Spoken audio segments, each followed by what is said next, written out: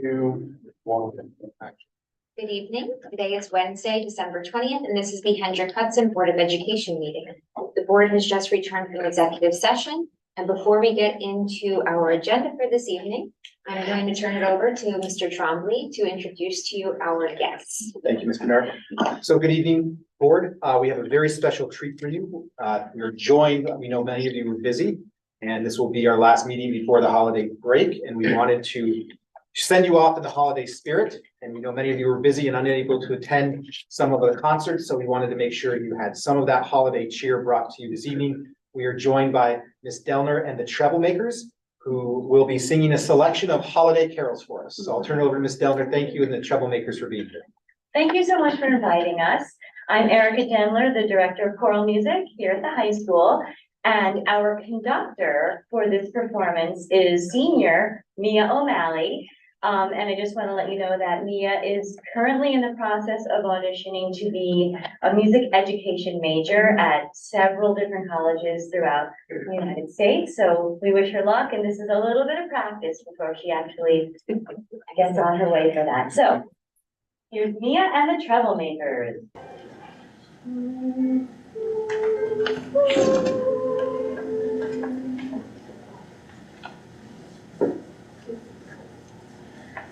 Bells with boughs of holly, fa la la la la la la la. 'Tis the season to be jolly, fa la la la la la la la. Don we now our gay apparel, fa la la la la la la la. Troll the ancient Yuletide carol, fa la la la la la. See the blazing Yule before us, fa la la la la la la la. Strike the harp and join the chorus, fa la la la la la la la. Jolly in merry measure, fa la la la la la la la. While I tell of Yuletide treasure, fa la la la la la la. Fast away the old year passes, fa la la la la la la.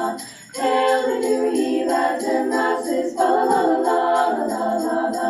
Sing we joyous all together, fa la la la la la la la. Heedless of the wind and weather, fa la la la la la la.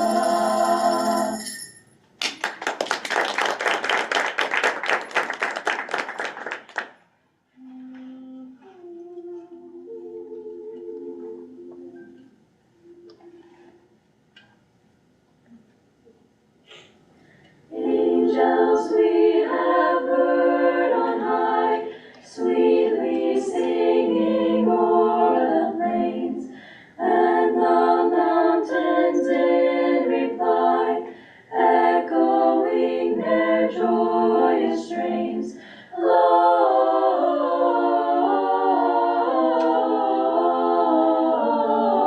Gloria in excelsis Deo.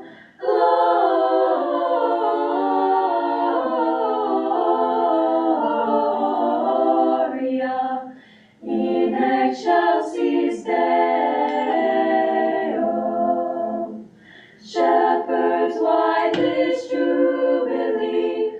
Why your joyous strains prolong? Say, what may the tidings be which inspire your heavenly song?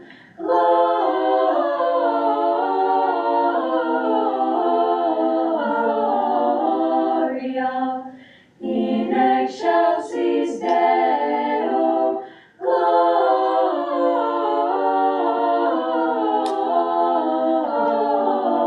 Gloria in excelsis Deo.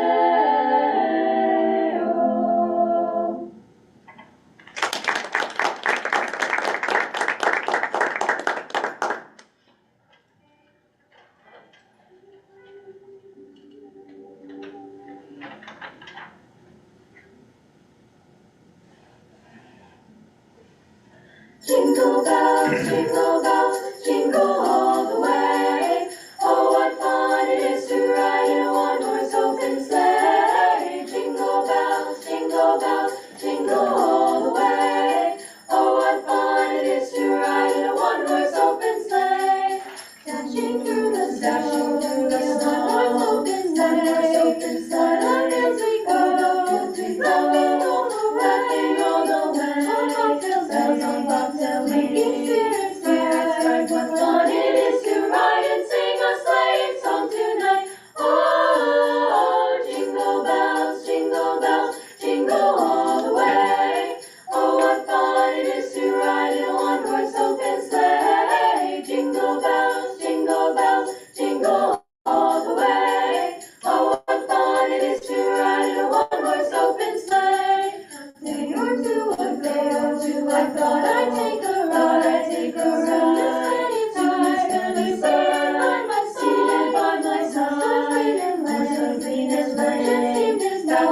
but he got into a drifting bank and then we got a son. Oh, jingle bells, jingle all the way.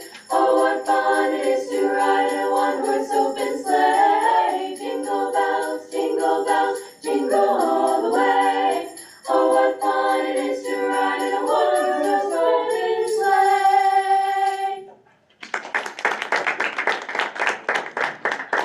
So before we sing our last little number for you, I just want to thank you again for inviting us to come sing for you and also for your continuous support for all that we do in the district with music. It's just wonderful, and I'm speaking on behalf of K-12 Music.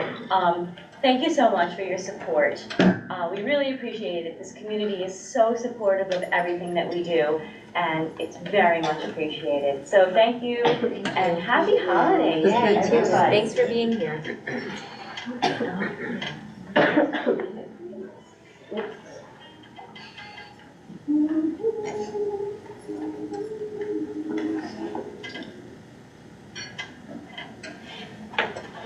We wish you a Merry Christmas, we wish you a Merry Christmas, we wish you a Merry Christmas and a Happy New Year.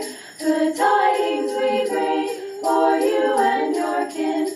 We wish you a Merry Christmas and a Happy New Year. Oh, bring us some figgy pudding, oh, bring us some figgy pudding, oh, bring us some figgy pudding, now bring some right here. Good tidings we bring for you and your kin. We wish you a Merry Christmas and a Happy New Year. We won't go until we get some, we won't go until we get some, we won't go until we get some, so bring some right here. Good tidings we bring for you and your kin. We wish you a Merry Christmas and a Happy New Year.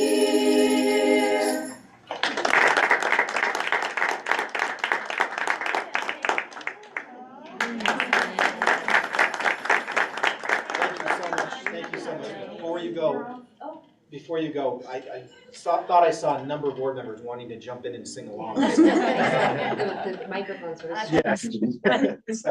So Ms. Denler, what was very special to me was to watch the pride in your face, to watch Mia conduct and your treble makers perform for us. So thank you for your support of them. And Mia, I think some school district is going to be very lucky in the future. So keep us in mind and keep us posted as you progress through your educational journey.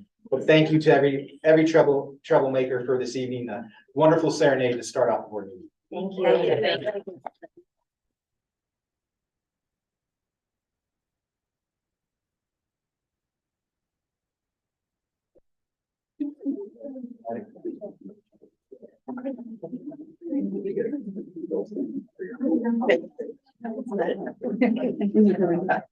All right, before we get started with the agenda, can we please stand for the pledge? Pledge allegiance to the flag of the United States of America and to the republic for which it stands, one nation, under God, indivisible, with liberty and justice for all.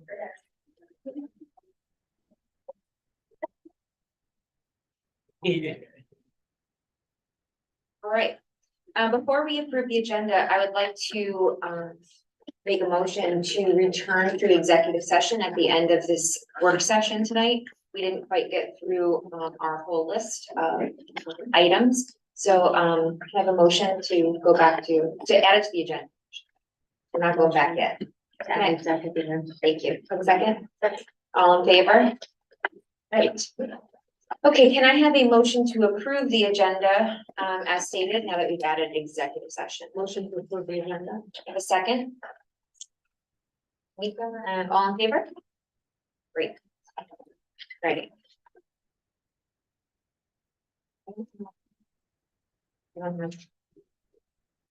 So I need a motion to approve, or does anyone have anything to pull from the consent agenda? Anything anyone would like to? All right, can I have a motion to approve the consent agenda? Motion to approve. Second. All in favor? Okay. All right, everyone, have a good evening. All right, where are you doing? That's after. Oh, you, that was good. Okay, but I don't know if you want to. Okay, good. How are we getting? So we have Don. Okay, cool. Perfect. So, Mr. Trombley, I will let you explain our work session for the evening, if you don't mind. Thank you, sir. So, good evening, board. The main focus of this work session is to kick off our budget development session. And while a great deal of work has already been started by our administrative team, faculty, and staff, the board is engaged in this public work session to demonstrate the transparency that is associated with the school budget development process. A school budget is not only a balance sheet showing our revenues and expenses, it is also a statement about our educational priorities. Furthermore, the school budget is a story describing the financials of the district. Tonight, the focus will be on beginning to tell that story. And to that end, we have two presentations to aid in our work session and to aid you in your understanding of, and the public's understanding of the story of our district financials. First, we will review a presentation from Don Hoffman, partner of Cullen and Donowski LLP, who will present an evaluation of various financial practices related to budgeting, reporting, and the overall financial position of the district. After gaining an understanding of that financial position, Enrique Catalan, our Assistant Superintendent for Business, will continue to tell our current story by looking at long-term projections that I recommend the board considers as we enter into the budget development process. These projections should be kept in mind as we set priorities and make decisions throughout this process. Before Don and Enrique present, I want to take a moment to discuss how a school budget is developed. A school finance has some unique qualities compared to a business or household budgeting practices. For example, most public and private organizations and businesses have 35 to 40% of their budgets tied to personnel and benefits. The comparable number in public schools is on average more than double, between 80 and 85%. In terms of the development process of the budget, the first step is for the Board of Education to work with the superintendent and appropriate administrators to set the goals for the budget. Based on these goals, the superintendent begins to develop a proposed superintendent's budget, which is the phase we are in now. We are listening to our administrators, our teachers, and staff on their needs and wants, while keeping in mind various parameters such as known state aid information and the board goals. Additionally, in early January, we will continue building the budget through departmental and staffing meetings. Throughout this year's budget development process, we will have our cabinet, administrative team, and budget code owners present at public board meetings beginning in January. And these meetings will present various areas such as technology, the instructional program, facilities, transportation, athletics, and special education. We will ask those presentations to be comprised of what the district accomplished with the funds provided to those departments from the 2023 and 2024 approved budget.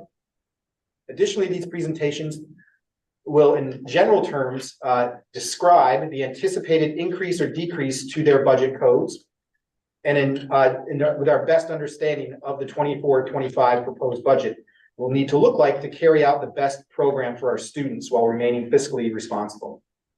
On March 2nd, we will conduct a line-by-line budget review, taking the general information we shared in those presentations down to the granular level with opportunities for the board and public to ask questions of the budget code owners. And we will take, in addition to the questions, we will stream the meeting and have a video for archival purposes for the community to view. Throughout this phase of the superintendent's budget, changes to the budget will be made based on feedback, new information such as state aid projections, and priority-based decisions. This will accumulate into a budget that the board must consider adopting. If adopted, that budget becomes the Board of Education's adopted budget and will be published and available to residents to help them make an informed decision about supporting that budget. The transparency of our budget and financials comes from extensive public meetings with the budget as an agenda item. The adopted board budget will be put for public vote on Tuesday, May 21st for community consideration on the total funding amount requested, meaning the detail provided throughout our development process. The presentations and even the line-by-line review helps us to develop a final budget dollar amount. That total dollar amount of the proposed budget is what the community is actually voting on, not the line-by-line information. That is the transparency showing the community our best idea as we begin to develop and shape what the budget would look like. I share this information because I mentioned earlier that tonight Our two presentations will begin to tell our story of our financial future. And I ask that everyone keep this in mind, as it is an important part of shaping how we approach our budget season. So at this time, I'll now turn it over to Don Hoffman for his part of the presentation. Don? Thank you, Greg. Okay, thank you very much. Am I coming through loud and clear? Can you see me? Yes. Yeah. All As right, can thank see, you. Joining us virtually this evening. Good. All right. So basically, tonight's presentation is to give you a overall perspective of your financial position. Okay. So again, our firm is Cullen and Danowski. We're based on Long Island, but we do work in Westchester as well. In some capacity, we work with 85 school districts. There are 5 partners, either on financial audits, internal audits, or accounting services. I run the internal audit practice, and I've worked with districts on budgeting and fund balance problems. And I've also worked with 2 Long Island school districts that have had property tax reductions due to power plant reappraisals and closing. So I'm familiar with what your district is going through.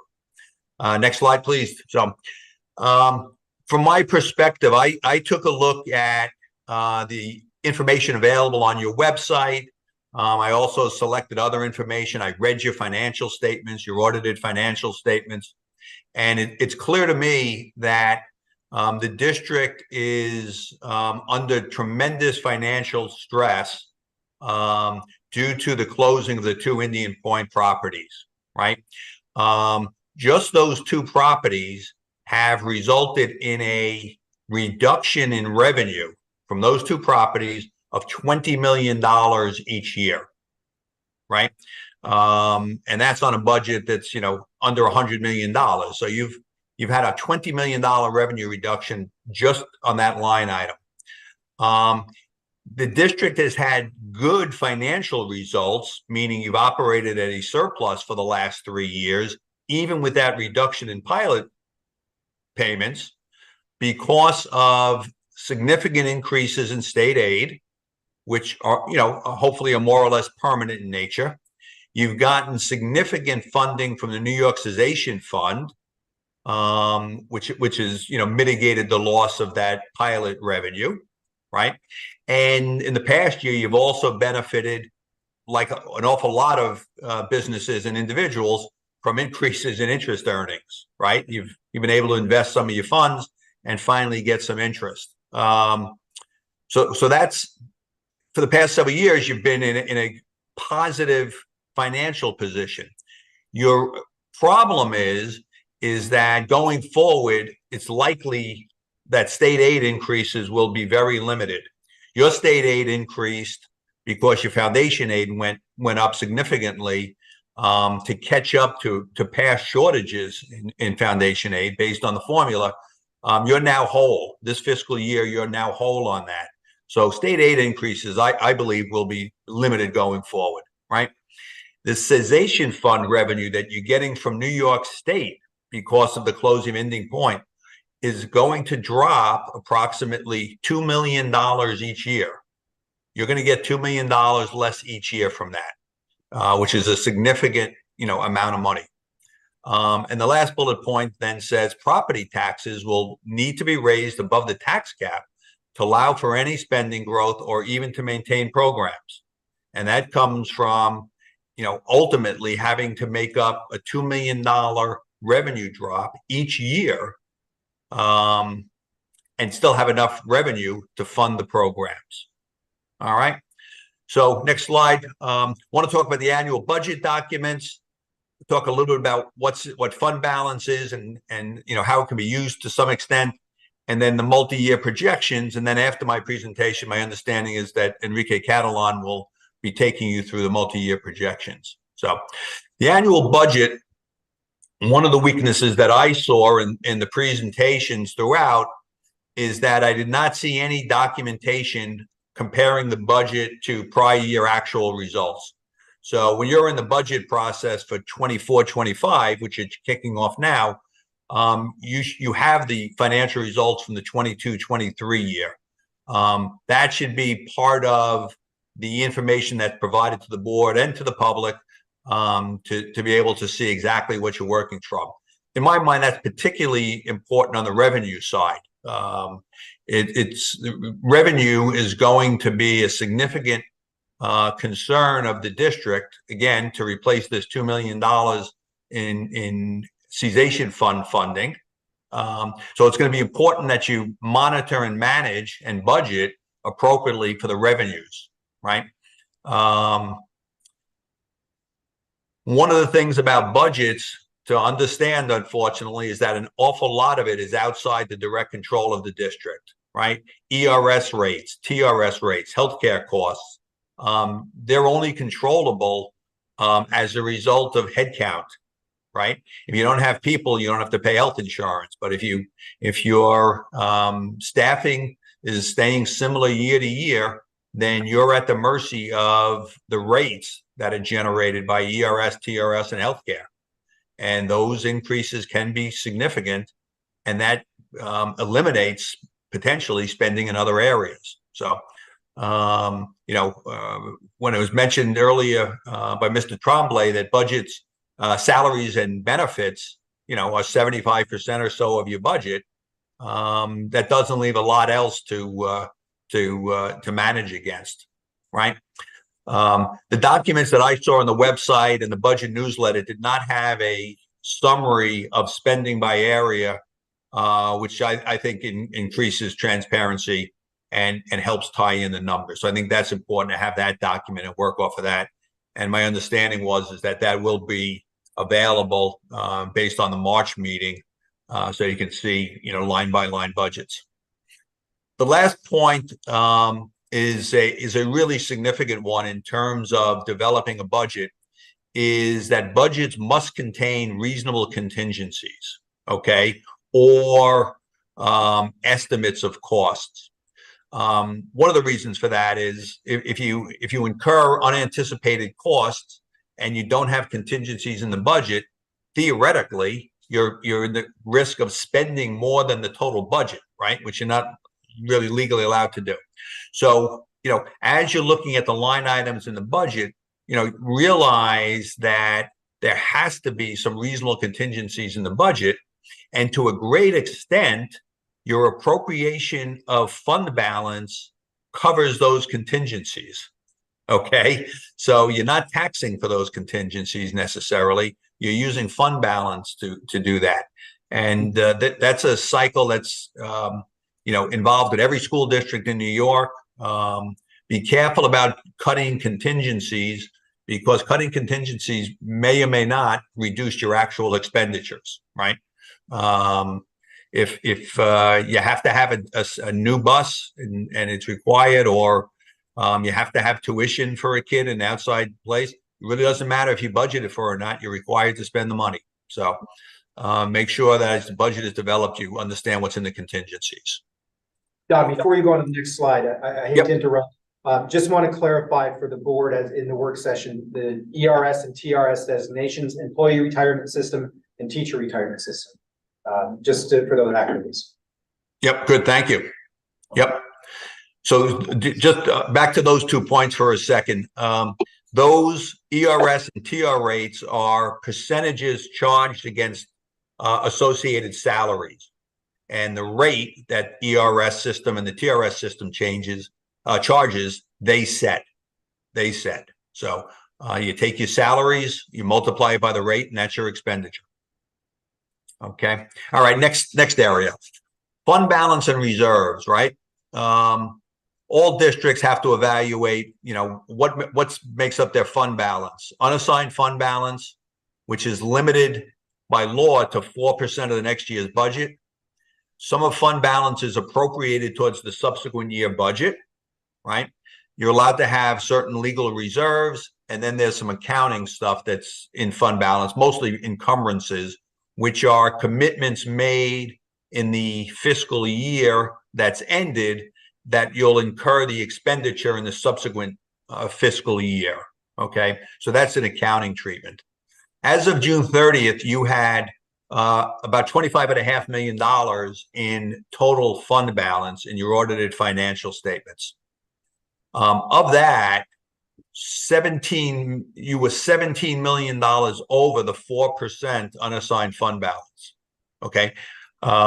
Because you've accumulated funds in the past few years that I think will be used in the next few years going forward to help maintain programs as your cessation fund revenue drops.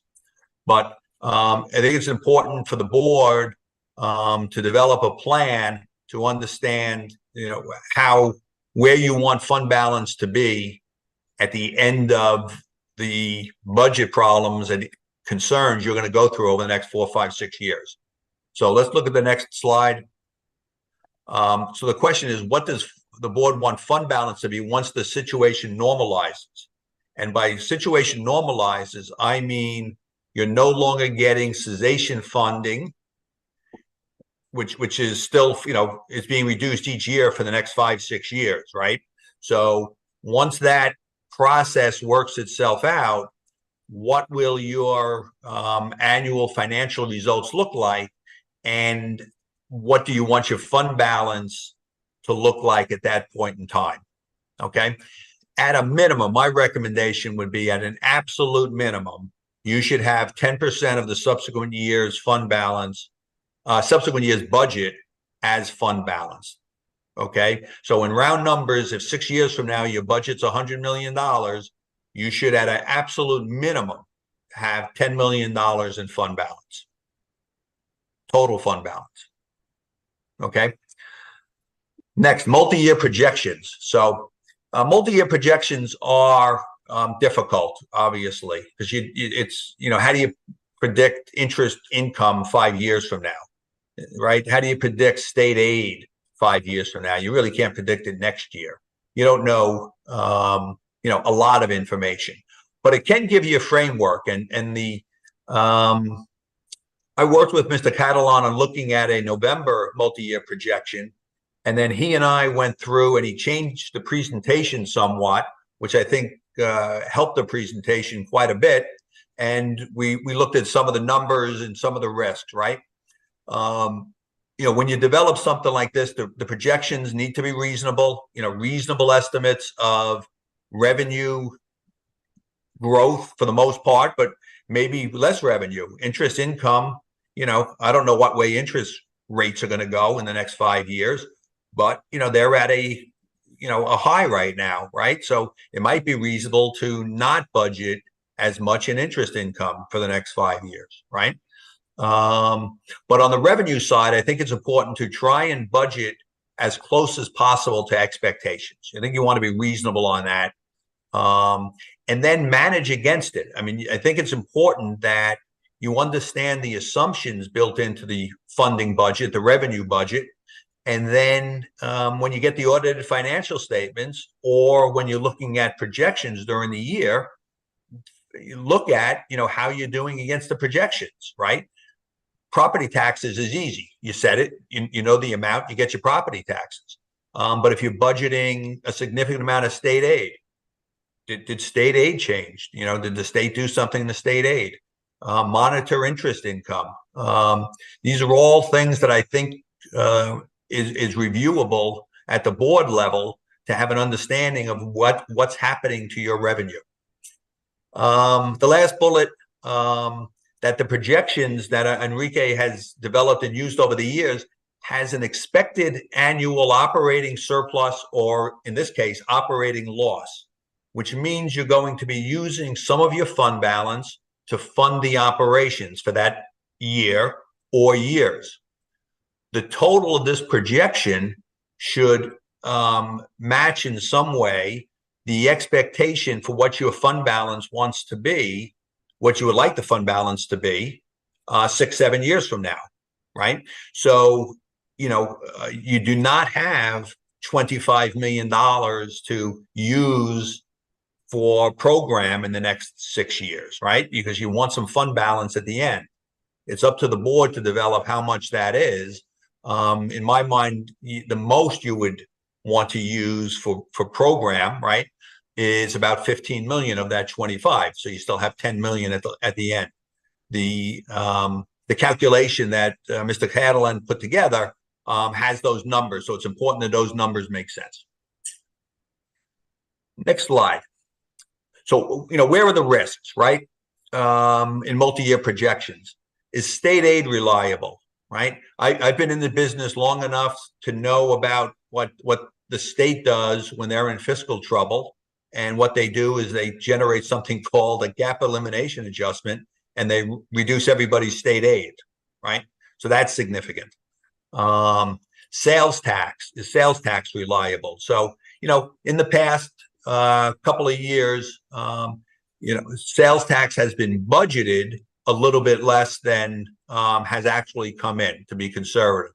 I think sales tax is one of the areas that you should try and estimate that as close as possible, right? Could there be a recession? Sure, but if there is, it's explainable. But from a budget perspective, have a reasonable estimate. And then the key revenue issue is that property tax increases above the limit, the tax levy limit, will require a 60% yes vote, right? And I think that's really significant for the board and the community to understand where the district is financially. The district over the past few years has had limited property tax increases, which you can say was appropriate because you've operated at surpluses, right? The cessation fund funding, the sales tax increases, you've still been able to operate at surpluses, but I think that's going to change, if not this year, then next year. And you're going to have to begin to consider taxing or generating additional revenue somehow to make up ultimately for that $20 million reduction in taxes from those two properties. All right. Multi-year projections, expenditure increases outside control of the district.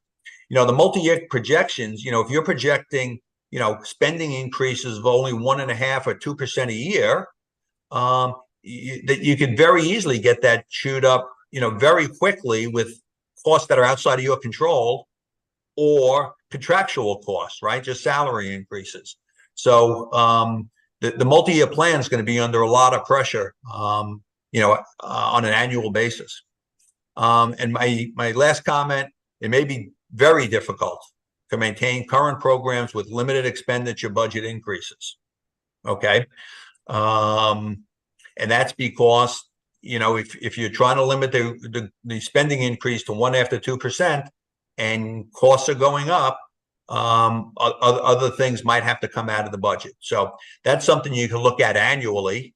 The framework in a multi-year projection can give you a framework, but my point here is that it may be very difficult. All right. Any questions at this point? So Don, we're gonna ask you to stay on with us while we go through Enrique's presentation. Just we can give the board the full picture of the story that these two components tell. Just to set the stage, so the board asked Don and his firm, because we are at such a critical juncture of understanding our financial projections and our financial environment, took an outside look, an independent perspective, and wanted to set up for our discussion, knowing that we are coming from a solid baseline of the information we are using in our budget development process. So Don's perspective allows us to say that the projections that we are using to begin this discussion are on solid footing. And so I just wanted to make that clear as we transition to the projections that Enrique will share to help set the stage of what we have to consider for the next couple of years as we budget. So Enrique, I'll turn it over to you. Thank you, everyone. Yes, Don will be staying on, correct, Don? He's gonna. He's like out of here. Yeah. I'm on. Oh, you're there. Don't leave us. I'm not. I had you on mute for a second. I had myself on mute. Thank you, everyone. you're going to see a lot of numbers here, but at the end of the day, there's a couple that are very important. I want to start by giving you a little bit of history of where we were and where we're going. I think it was January of 2018 when the board was on a Saturday, was ready to go and look at all the buildings to see if we were going to do a 40, a 60, or a $80 million capital project when the news showed that Indian Point was closed. So obviously, instead of going and looking, we just went and tried. But 7, 8 months later, I started getting a little bit more information about what was going on. And with that, I started my projections. At the same time, in October, November, the state controller office came to auditors to be sure that we're not going to go bankrupt and that we had a plan. Our plan back there was that our tax levy increases were going to be between 6.9% and 10.4% over the following 6-7 years. If we go to the next slide, this was the state controller's report. And if you can see in the next slide, in the slide that is there, you can see that back then, the increases were what I was telling you, because I worked with the state controller's office. If you read a little bit under that, they even believe that I was too optimistic. They believe that these numbers that I showed them were going to be very optimistic compared to what they thought our problem was. So I just wanted to give you a small idea of the problems we were looking back there, and then moving forward, show you where we are. Basically, like Tom said, we looked at together at the projections, and now instead of looking at 10, 11%, 7%, 9% tax levy increases, we're looking at between 275 and 8%.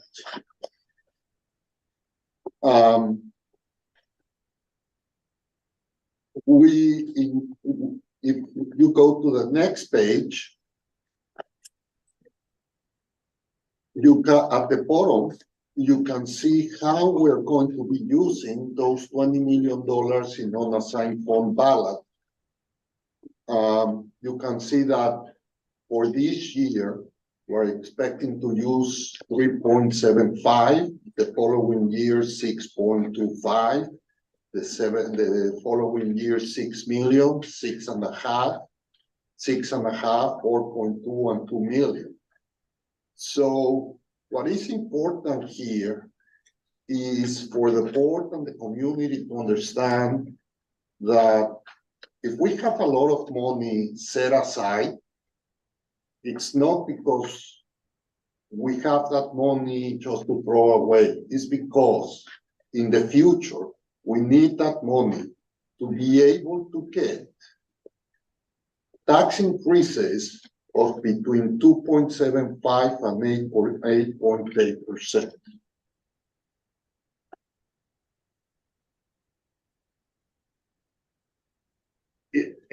I think that between the cessation fund the expenditures, the cuts that we've done, we have been able to bring down that tax rate increases.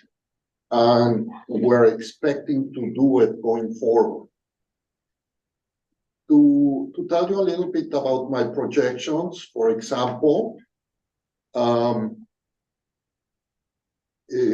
state aid that used to be $8 million for this year, it increased 50% to $12 million. The biggest part of that increase has been the decrease in our wealth ratio. When I came here, our wealth ratio was 1.7. For the state of New York, if you are at 1, you are the average. You are below 1, you are below the average. You are above 1, you are above the average. So when I came here 16 years ago, we were at 1.7, meaning that we were 70% wealthier than the average school district in the state of New York. Today, we are 1.39. So the state obviously doesn't consider us a poor district, but obviously we're getting a little bit more of state aid because of the reduction in wealth ratio.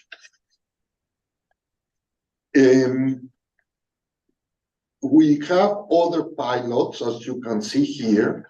The other pilots are some of the pilots that we negotiated with City of Peekskill and the Peekskill School District for the RESCO properties. And then we have, like Tom mentioned, other income interest.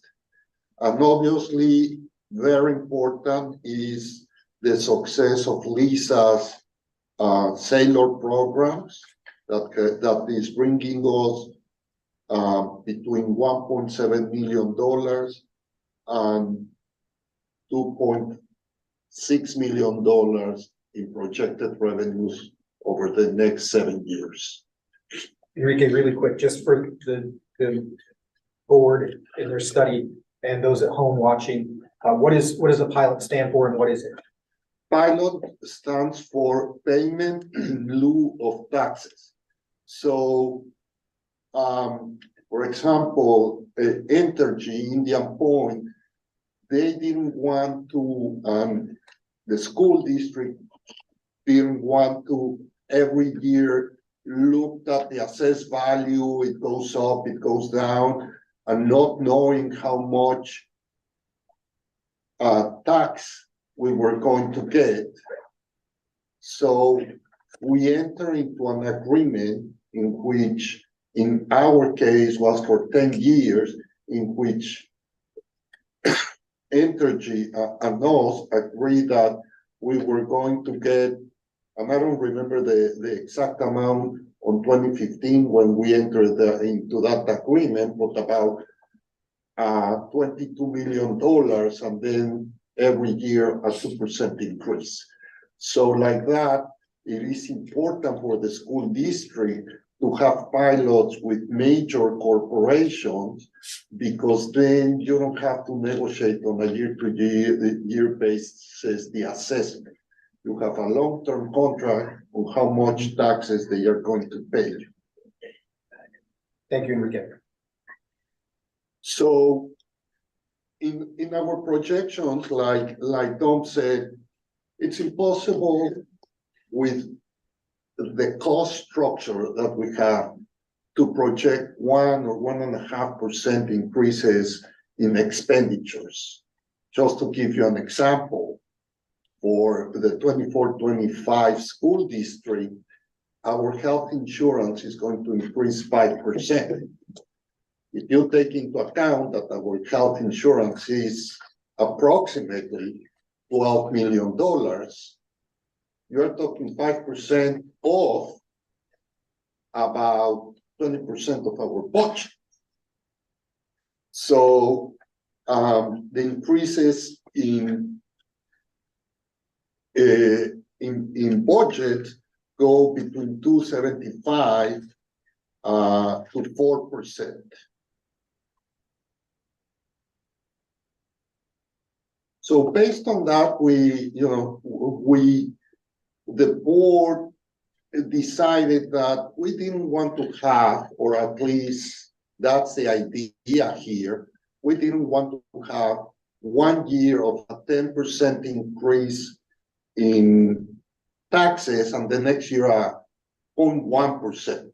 We wanted to use our fund balance for those years that we needed it more, so we will have a tax levy that won't have peaks and valleys, will be basically the same. And that's why if you look at our tax levy increases, it goes 2.75, 5.6, 5.6. Then, unfortunately, the year that the pilots are off, it has to grow, it has to increase to 8.8, because now we lost the complete pilot payment that we have to make on. And then it goes back to the 5%. Enrique, can I interrupt real quick? Sure. I think you meant to say we lose the cessation fund, not Oh, the pilot, right? I'm sorry. Yeah. Thank The you. cessation fund, yes. Yeah, sorry. So, and then the projections that were done in 2018, they don't include the cessation. We didn't know about Right. the cessation So I fund. think, that should just be pointed out. That's like the big difference between why the tax increases were so much higher then versus now. Yes, they were two parts, and one that, no one wants to hear anymore, but the second one was that supposedly Princeton Plan was going to reduce $2 million our expenses. So yes, those were the two parts that are different in these projections than back then. And a big increase to state aid.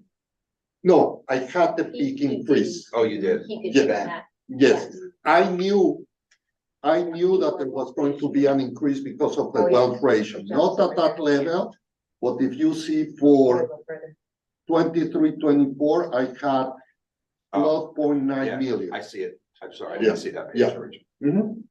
Because I thought about that.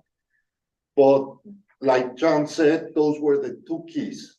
The fact that our expenses were going to go down, and the fact that we didn't know about the cessation fund. Can I ask a question, Enrique? So last year we were at a 0.10% increase, and next year you were projecting a 2.75% increase. What would happen if the budget was voted down this year?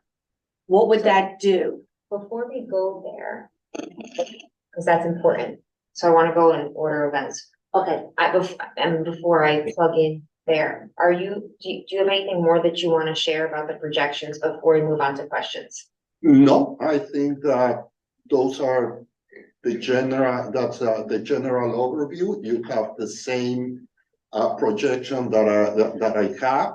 If you have any questions about anything, then when you ask the questions, I can answer. Okay, so there's. Yeah, go ahead. So can we pull Don back up? So again, the purpose of these two presentations was to allow for the board to study the current situation we are in as we begin the budget development process. So you can make informed decisions based on verified data to the best of our knowledge about our financial future. And I'm a social studies teacher who happens to like school finance, but Enrique's and Don are much more skilled in it. So I summarize some things. And what I heard from a summary standpoint is that over the next few years, we have a revenue problem, not a spending problem. That you can only increase without increasing taxes or without reducing expenditures or without increasing revenues. You're going to have to figure out what to do with your budget, knowing that in a 2% tax cap era, and you have commitments that must be paid, such as contracts, health insurance, employee retirement, teacher retirement. You have to figure out how to make up some of that gap. That the district, in its approach in previous budgets and decisions, the fund balance that is there can help over the next couple of years ease a steep cliff in that, a steep drop off in that revenue side of things. And then the final summary that I have, and Don and Enrique, correct me if I'm wrong on any of these, is that the projections that we are starting from today are solid data to begin how we shape this budget. The only part that might change is substantially, obviously, interest income, I'm just saying it can go down, but the only part that substantially can change is state aid, either up or down, because it will depend.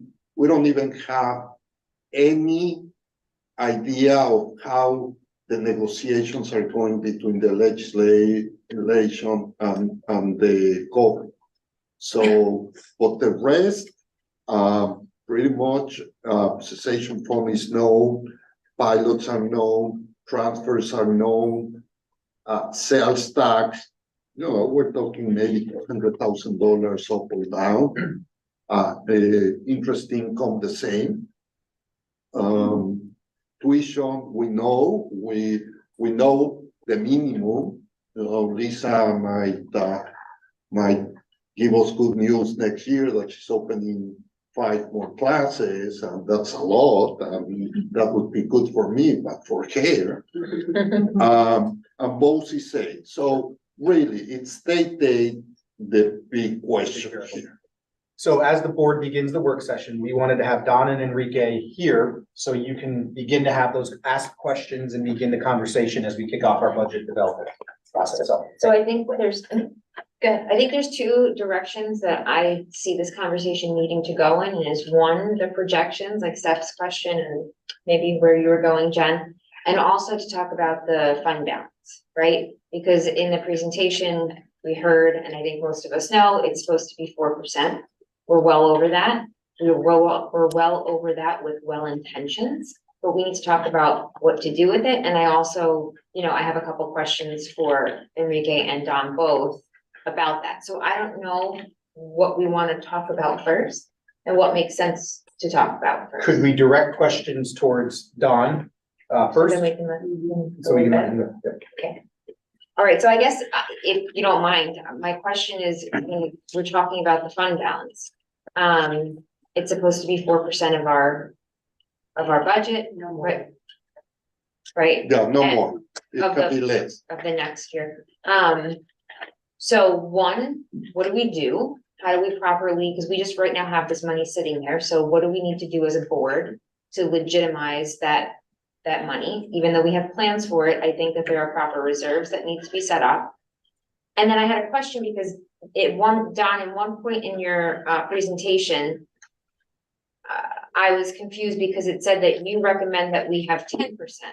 So I'm assuming that 10% is a good thing to have, but particularly not just in unassigned fund balance, it should be in specific reserves, is my assumption. So I think I would like to hear from Enrique and or Don, whoever, to kind of talk with the board about what we need to do with this, I think it's what, 25 million that we have in our unassigned fund balance. I know there's plans, we all have it in front of us, just what should we do right now or in May to formalize those funds? I want to give you a little bit of history why that money is in unassigned fund balance rather than in our reserve.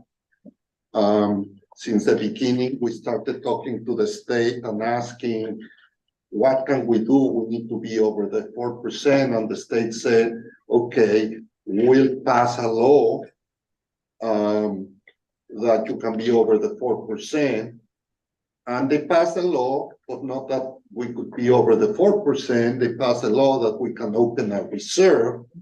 Unfortunately, it was very poorly done. It didn't say if I put a specific amount, when that amount is gone, if I can replenish the fund or not. So we were the district was very worried that we might not be able to use it correctly or that at one point something might happen. That was number one. And number two, it was the same year as the year that we did the capital project vote.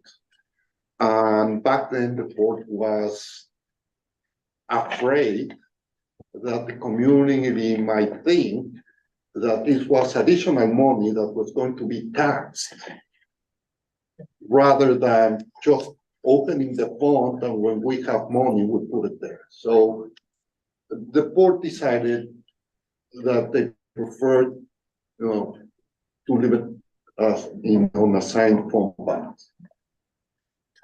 Today, we have a different story. Today, we have a story to tell the community. The only thing that we're going to do is move the money from unassigned to a reserve called reserve for Energy stabilization. energy stabilization. So It's called the Budget and Bill Law. It's called the Energy System Tax Stabilization Reserve Fund. So we need to that's what we would be established. So that's what we need to establish. But it has to be voted by the community. This is not one of the reserves that can be opened just with board approval. So we wouldn't be necessarily, the goal wouldn't be to add more to it. It's just an account to put our reserves in. So that we Yes. can- Not over the 4%. Yeah. And again, I don't know if there were any changes, but back then they told us that we have also to put an amount. So it's not open the reserve and do whatever you want. You can choose an amount. So in reading this, you could, the way it was explained to me was that, and I'm reading, is you can choose an amount as a goal, but you don't have to get to that. I totally agree, but you have to choose an amount. Yes, you have to choose an amount. Is that still the case? Because you can't go above that amount. Exactly. I remember that. And again, the big question back then is if for certain reason we use that amount before, if we can replenish and put more money. So that's what we need to find out. It's a maximum. We're establishing a maximum. But He's saying it's that's there's two classes of maximum. Maximum that you can put in, or maximum that has to be that it's in. You see, so if I go down to 17, can I put back 3? Because this year we did very well, and I put back 3 because in 5 years I might need them. Those are the questions that the state never were able to answer. So that was the reason that the board decided. The board decided to keep it in unassigned.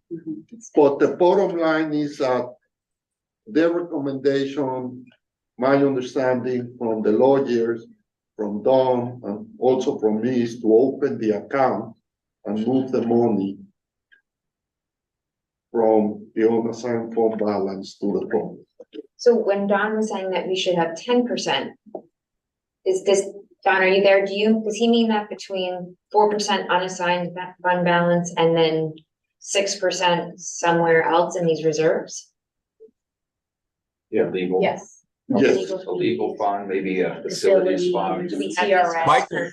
My recommendation is to put the difference into a retirement system reserve, because it is frankly the most flexible reserve that you can use when and if you need additional funding to get to a short-term funding problem. You always have ERS and TRS expense that you can utilize, appropriate that reserve to cover that expense in your budget. So it is very, very flexible. It's very usable. For example, if you have a state aid reduction, so you have now a funding problem, a temporary funding problem, you can utilize the ERS TRS reserve for that funding.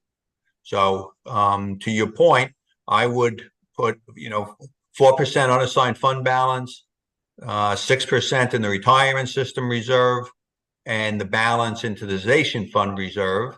And then these projections that are being done now should be based on utilizing the balance of the cessation fund reserve in this 6-year period. And then just so make sure everyone understands, currently we have unassigned fund balance. Plus, there are other reserves in our budget. So we would have to reallocate everything based on this conversation.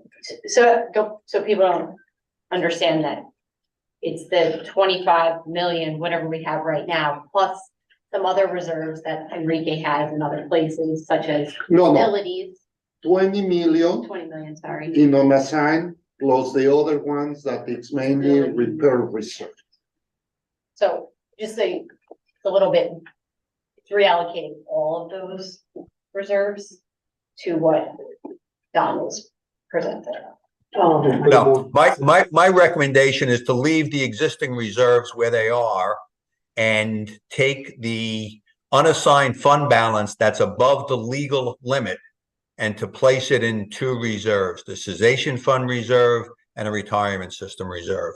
That way you'll be in compliance with state law and have 4% unassigned fund balance.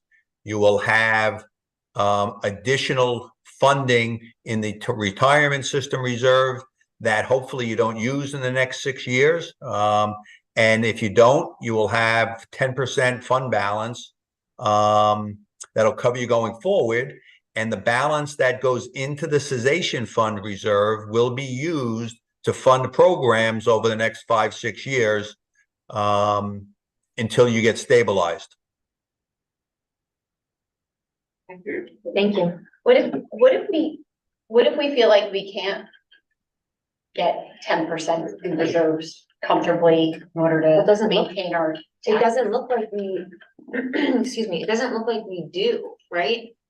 If you look at the projections at the end of 2031, where am I? Hang on. Yeah. So It looks like we have 2 million. this is the purpose of a work session, is to be presented with perspectives, with information, and have a good discussion around it. So Don is presenting some recommendations from his perspective.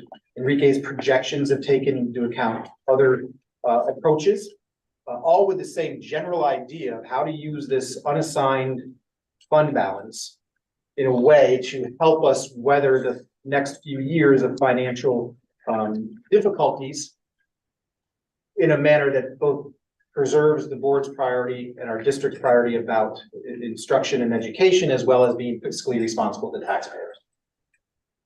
So this is philosophical. Don is not right, it's not wrong, I'm not right, I'm not wrong. It's a different philosophy. In my opinion, Don is correct for 99% of the school districts in the state of New York. You want that 10%. But we are in a different situation. If I set aside $4 million of that unassigned fund balance into a TRS and ERS reserve, I need to make up those $4 million in taxes. That's why I'm saying that it's philosophical, because at the end of the day, I can do it now. Just to let you, for example, we can say, okay, let's put 2 million in TRS and 2 million in ERS. I know based on my projections that one day I'm going to have to come back to the board and say, board,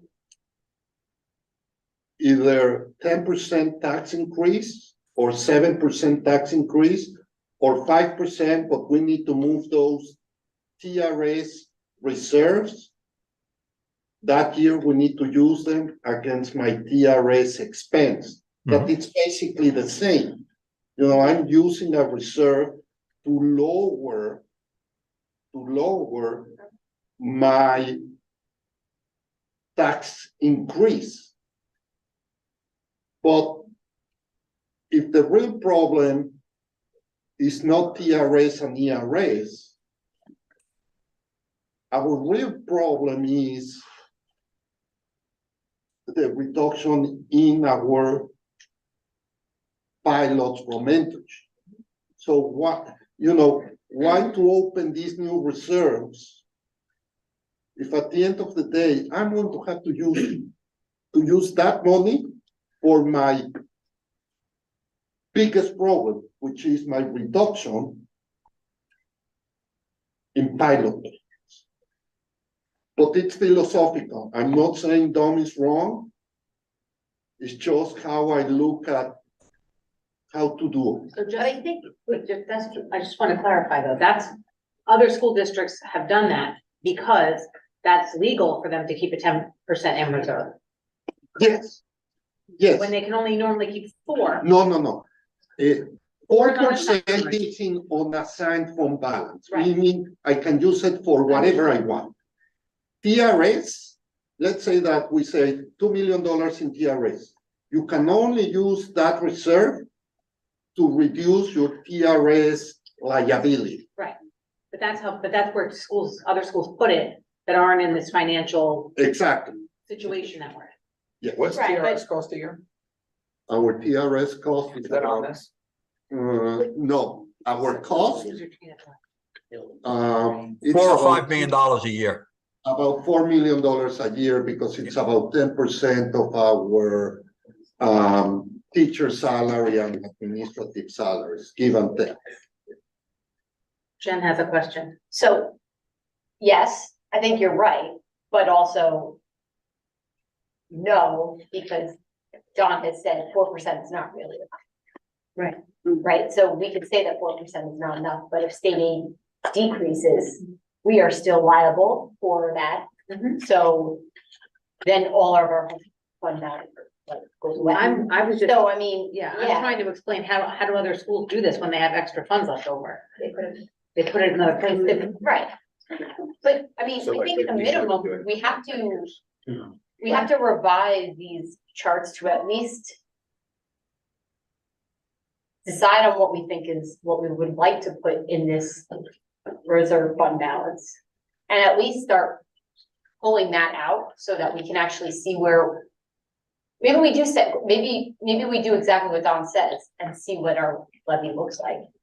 Right, over the next, and then we start having discussions about how do we close the gap? Because we haven't really painted our picture yet, because right now we have it all just in one pot of money. I think we need to take this, we need to at least start removing the extra and put that in this reserve that we're gonna that we would like to go out and create.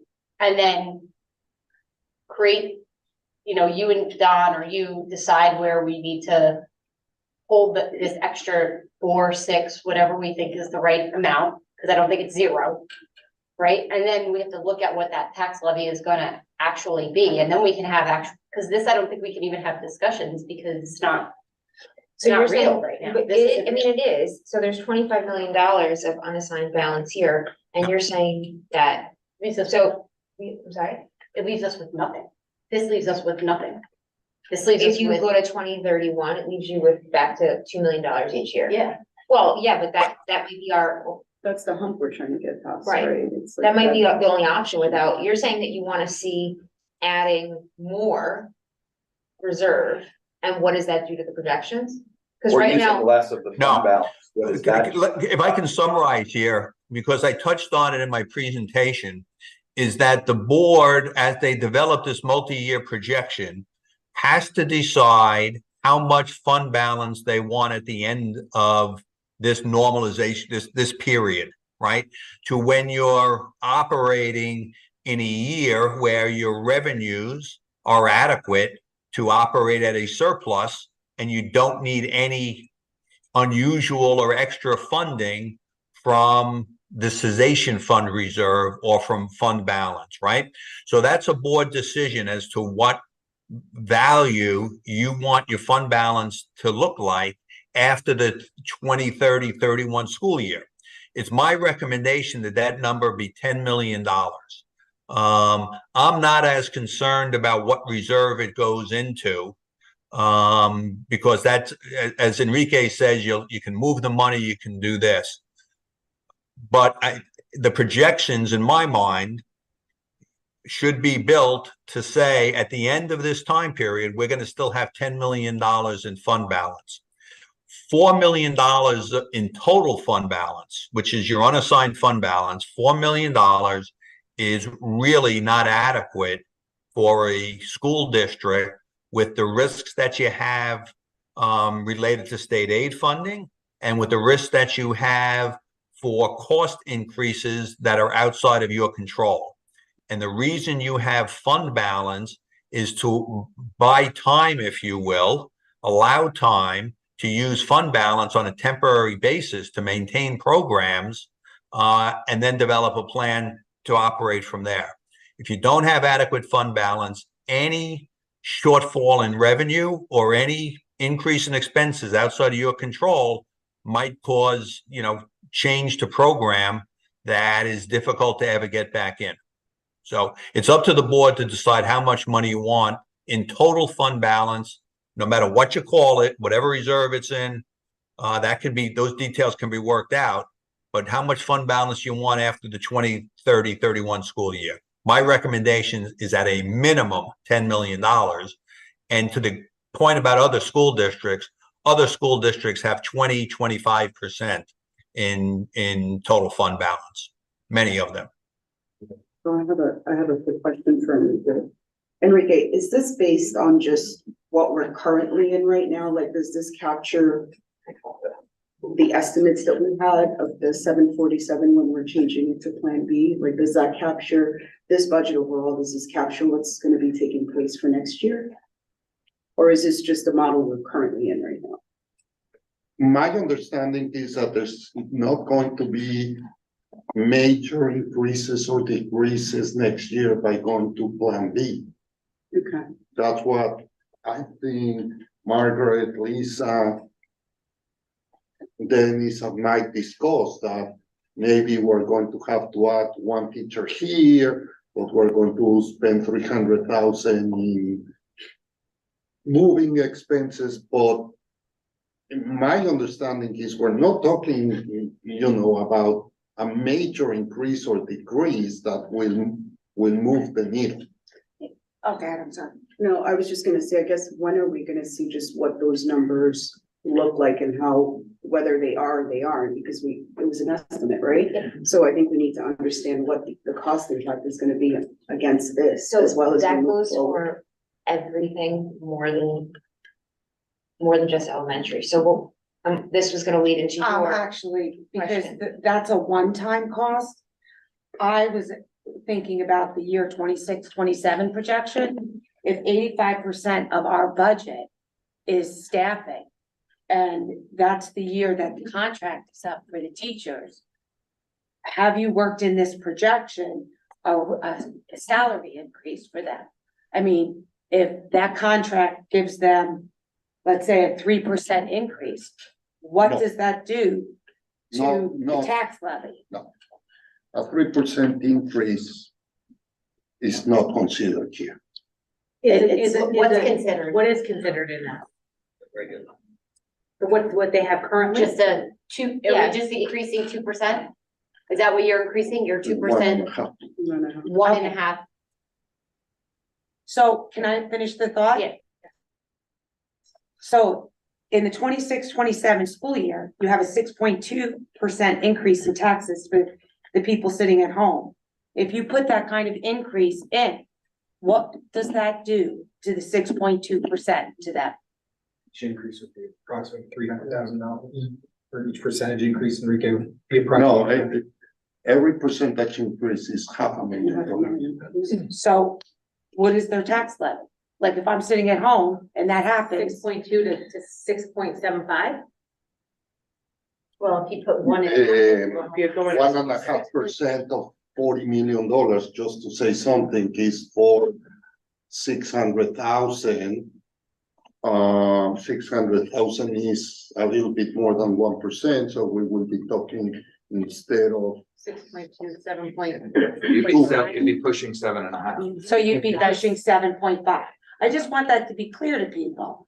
Yeah. I mean, because as Don said, staffing is 85% of our budget.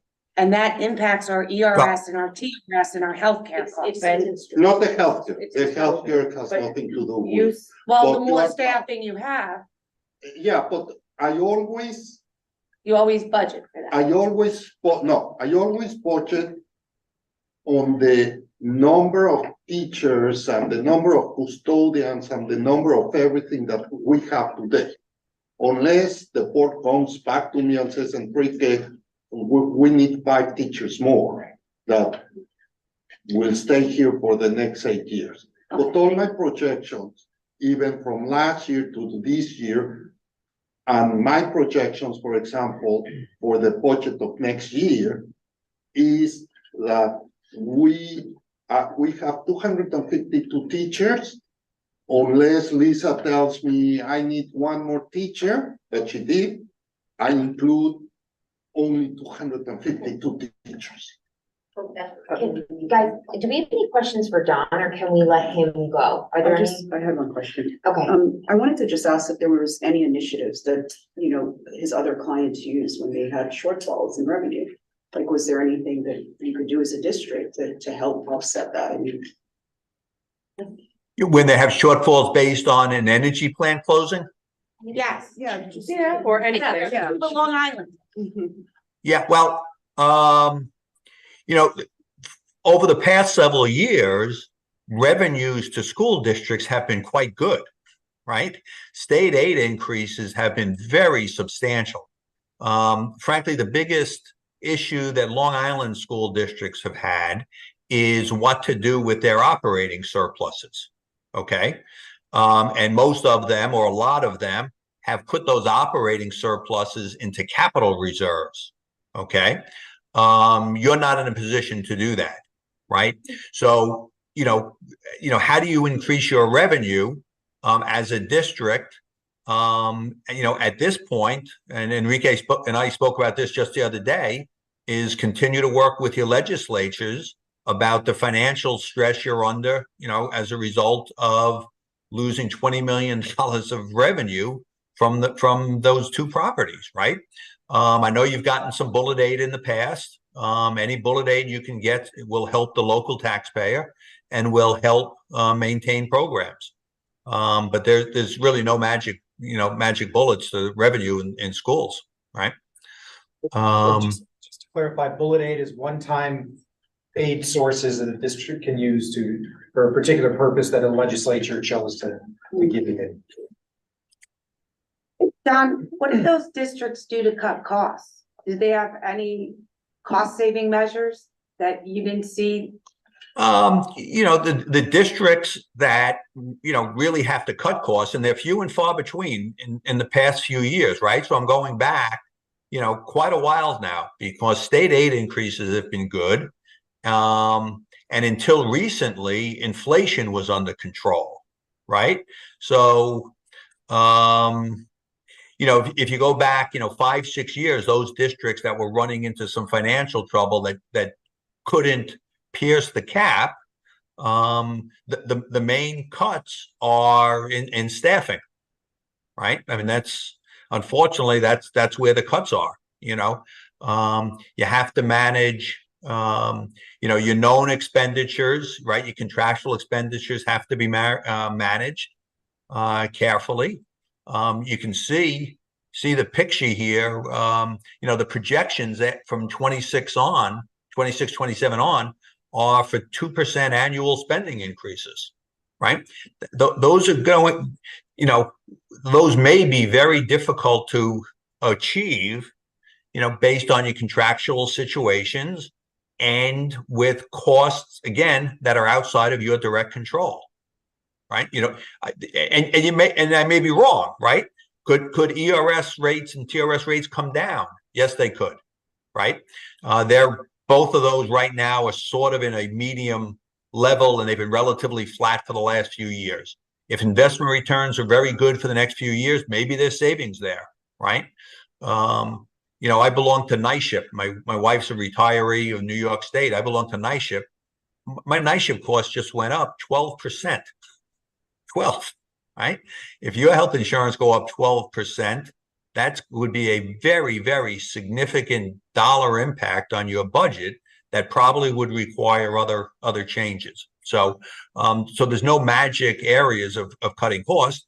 Cutting costs is, in general, significant cost is cutting staff and changing program.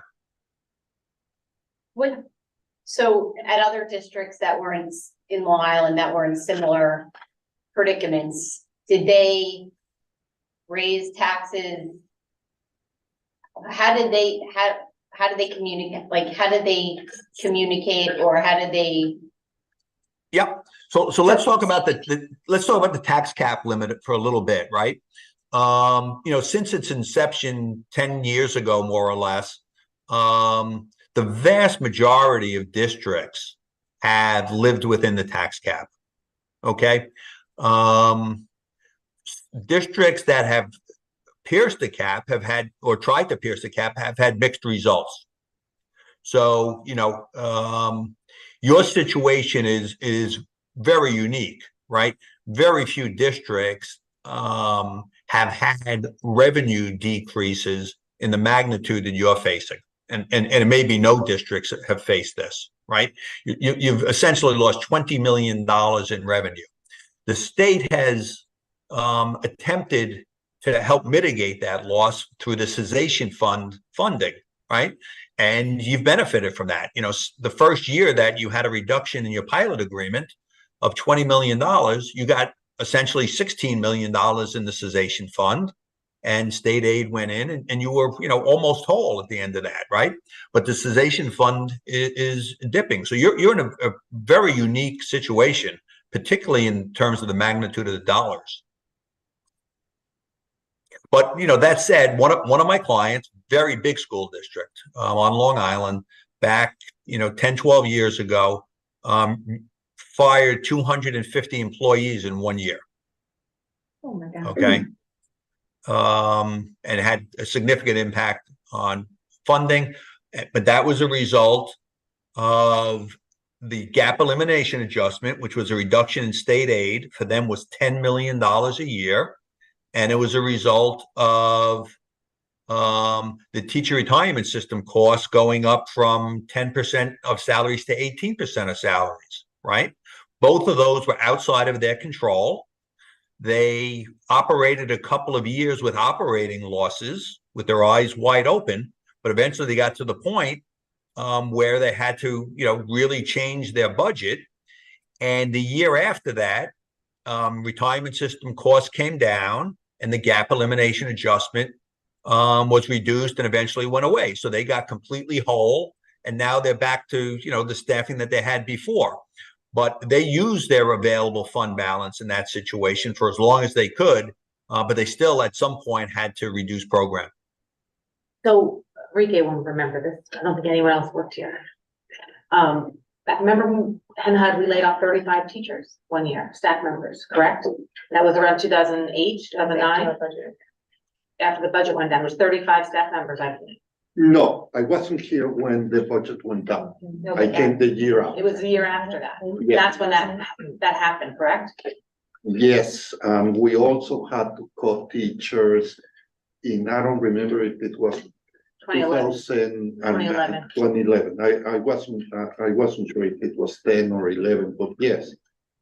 The bottom line is that it took the district 5 years To get back what we lost when it was in contingency. Can I ask my contingency? Yeah, I just wanna. Finish up with that. Any other questions? The only other question I have, and I don't know if Don or Enrique can answer it, how is the tax cap? There's a formula for that. How is that calculated? Because sometimes it's not just 2%. There's a whole nother calculation. Yeah, there's a lot. If you want, So in one of our first presentations, we're gonna share. in January, we'll share, you're correct. It's think it's not only important. 2%, there's pluses and minuses. We want to be able to explain it within our. Yeah. I think it's. Not I think in it's 2 really- minutes, yeah. I think it's really important to Yes, yes. Yes. understand that. Mhm. Okay, that was my last one. Any other questions for Don while he's still with us? So Don, thank you for your work helping us have a good picture of where we stand, of giving us an outside perspective. And we appreciate your time tonight. It's been my pleasure. Thank you. Thank you. Good night, all. Night. So before we go to another, I wanted to answer Tanika's question. So speaking about like elementary or whatever, any changes that we make overall in the whole district, the budget process is gonna take us through each and every corner. And we're gonna have presentations that are more of a general overview, and then our budget day is going to be granular, line by line by line. So you will see each topic, you know, if your question's about elementary and Jen's curious about what we're doing with special education, or you're gonna see the full process as we move through. It's literally like a walk through the district from January till March, right? So that will all, we're in finance together, so we will also review it there. Literally every expense. But I also I just wanna say, the impact of the budget piece. Last year, what month did we add staff? July, August? July. 5 total? Three, no?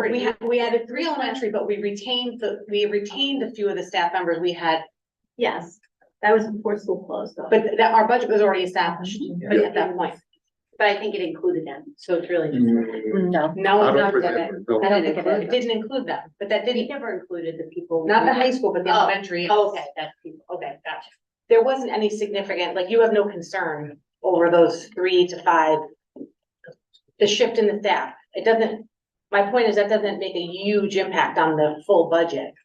And when Lisa presented last year, you mentioned that you usually include 6 extra staff members because you don't, I don't know. you just don't know. So By law, you have to provide, you have to provide the service. yeah. Again, those 3 teachers, let's talk only about those 3 teachers. In an $88 million budget, we were talking about $300,000.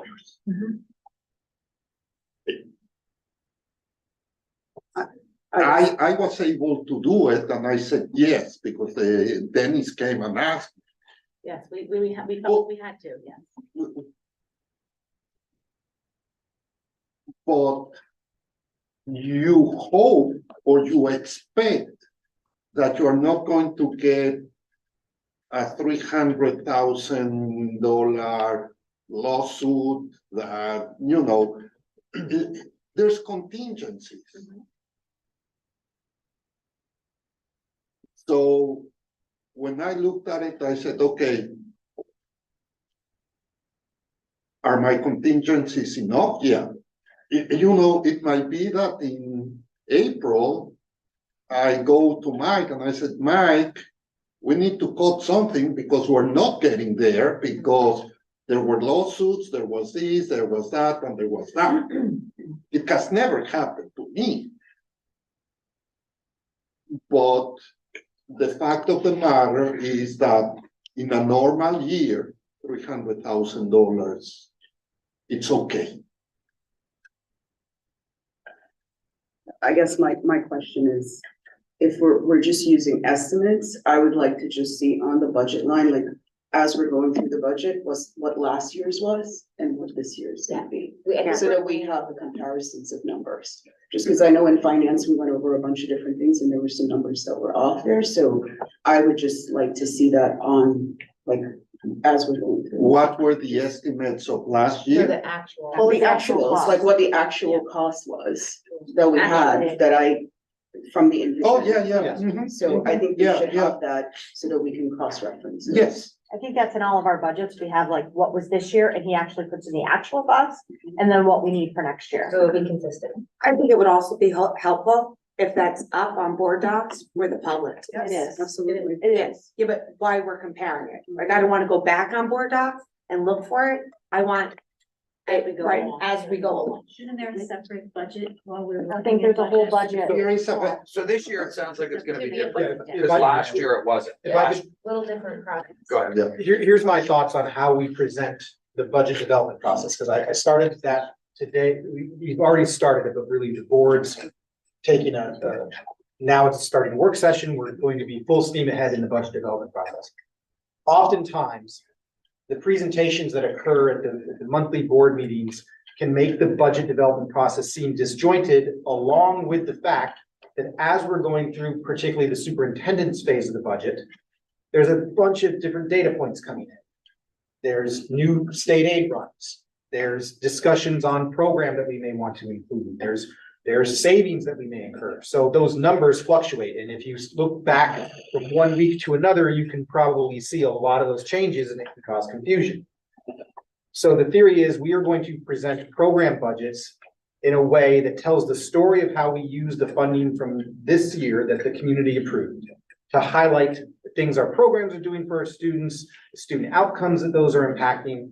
We're going to share some major cost requests. In other words, what am I going to put in the budget for my program this year, for next year, to improve student outcomes, to support students?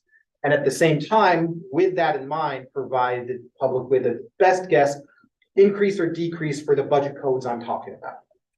Then as we get closer, having more data towards the budget adoption process, we're going to have that line by line granular look at the codes where you'll have actual spent in the previous year. We might even be able to get the current or projected spent for this year and then the proposed for next year on the granular level.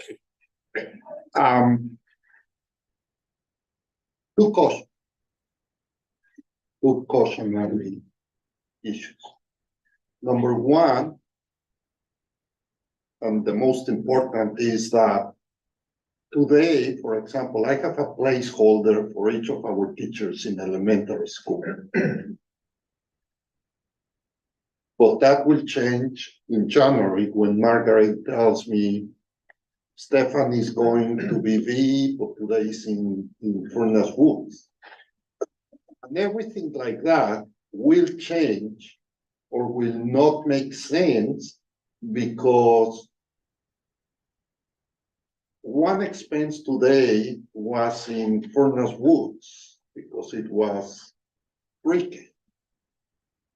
But that expense is going to be somewhere else that was not there yet. So we're going to do that, but very unlikely it's going to make sense with the elementary schools because what we are expending in one school today has nothing to do with what we're going to be spending with that school next year. But I think you have to look at the elementary schools holistically, elementaries holistically. You're educating K-5. I totally agree. But then if I'm going line by line, it's going to be impossible when I look at teachers. Then I have to say teachers, all the K to or pre-K to 5th as one number. Yeah, and then I'm just saying, that's what I'm saying. I agree with you, but I think then at the end of the day, we're gonna sum up all those lines and say K-5 yesterday was this, K-5 tomorrow was this, and Right. then we could talk about, that kind of will get to me get to make the difference. Yeah, oh, no. So the I'm just teachers, yeah, talking we could have because K- line by line is going to be very difficult to do it because I'm going to move ex-teacher that was making $120,000 here. Now I'm going to move it here, and the numbers line by line are not going to make sense. So that's the total width. That's a discussion. Those of you for general municipal accounting, you can probably read the budget codes. There's the fund code, there's the location, all the way down to the location code.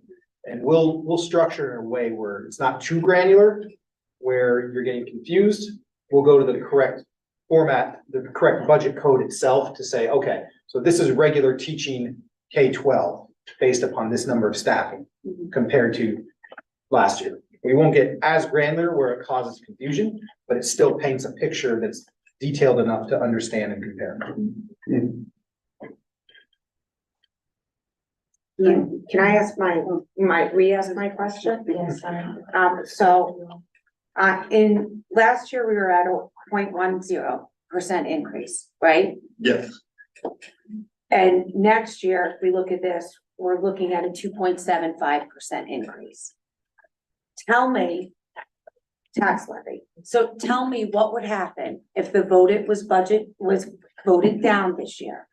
I mean, I heard you say it took 5 years the last time the voted was budget down to get everything back to normal. So I'm looking at the figures here, and I just want to know, if I'm sitting home, if your voted is budget down, what does that mean? Okay, this is what it means. If you look at the row that says tax levy to balance budget, which is like after, you see it? Yes. You see that this year we levied $50 million. Yeah. Next year we would be levying 51.4. Wow. Okay, if we go to contingency, that means that we can only levy 50 million 53. That means that we need to cut $1.4 million. $1.4 million, to make it very simple, is 14 teachers. Also, isn't there rules like you can't let the town use the facilities, we can't, Plus everything else.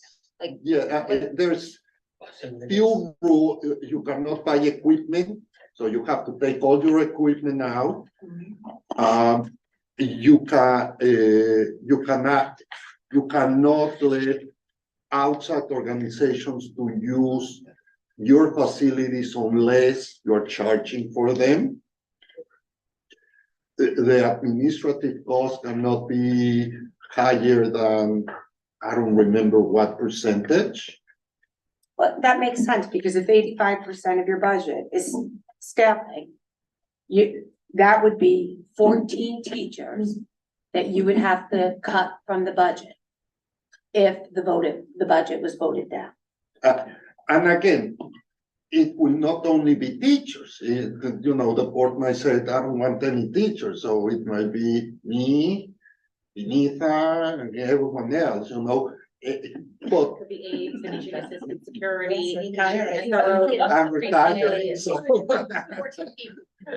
No, I mean. No, because wait a minute, let's stop with the TA.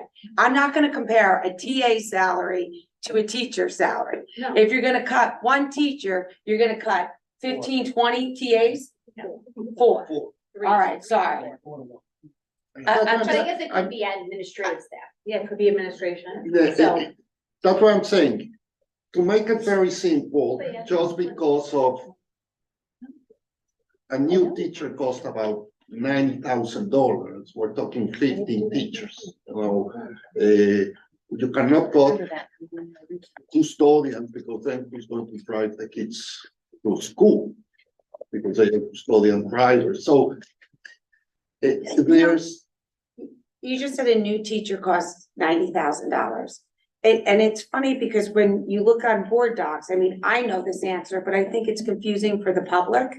When you look on board docs, some teachers come in at a higher step in salary. Yeah. But I think that's confusing for the public, like an elementary school teacher comes in at 90,000, but then your physics teacher. Can you explain to people at home why it depends on that? So staffing is always tricky, and the narrower the niche, very often the more expensive the teacher is, because they're hard to find. There's a lot of competition out there. So specialties, physics is one. Sometimes a particular special education teacher can be another. ENL has been extremely expensive and very competitive. A general classroom teacher, K-5, there are many people looking for those positions, so you have a little bit more bargaining room. So you're getting, most often you will get a newer teacher. And newer means a lesser salary, because that's how it works. But yes, we see that often with some of the more niche areas that we try to fill. And that is the same for administration as well, correct? I don't know if it is the same. I mean, Like a facilities person it's very difficult to depends. find right now. If you think A about. business Depends on person, the market. sorry, it's very hard to find right now. Terms of select skill sets for positions in normal market conditions, you're going to be paying for those Right. so those skill sets. I No mean, think, different than any other business. Yeah, right, exactly. think about what It's- happens it's- with nurses. Exactly. I mean, they can name their price any place they go, private or public sector. But that's right, I mean, I don't like to talk teachers like if they think that it will happen, it's only teachers that the board, I'm just so the public and the board understands as a number, if the budget goes down, we're talking 1.5 million, you're. we're talking $1.5 million. And today, we finish talking to all our principals about non-salary expenses, and the total was 2.2. So Just to how clarify that, that's proposed. proposed? We asked our Exactly. principals, we asked our So- principals and our budget code owners what they needed to provide the best program to our students. So again, this is the first blush at the budget process. We want a good understanding of what we see as needs and wants.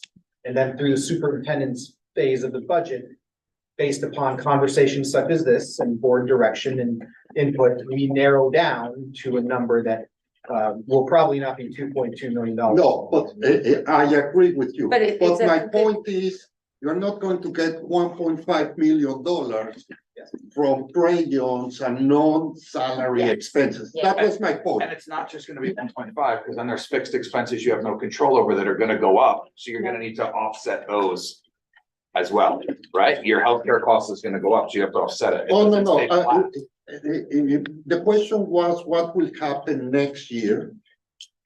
So it's just 1.5. It's just 1.5. So in that sense, when I said $100,000, because they are the 14 least senior teacher, I said 100,000 because that includes health and PRS.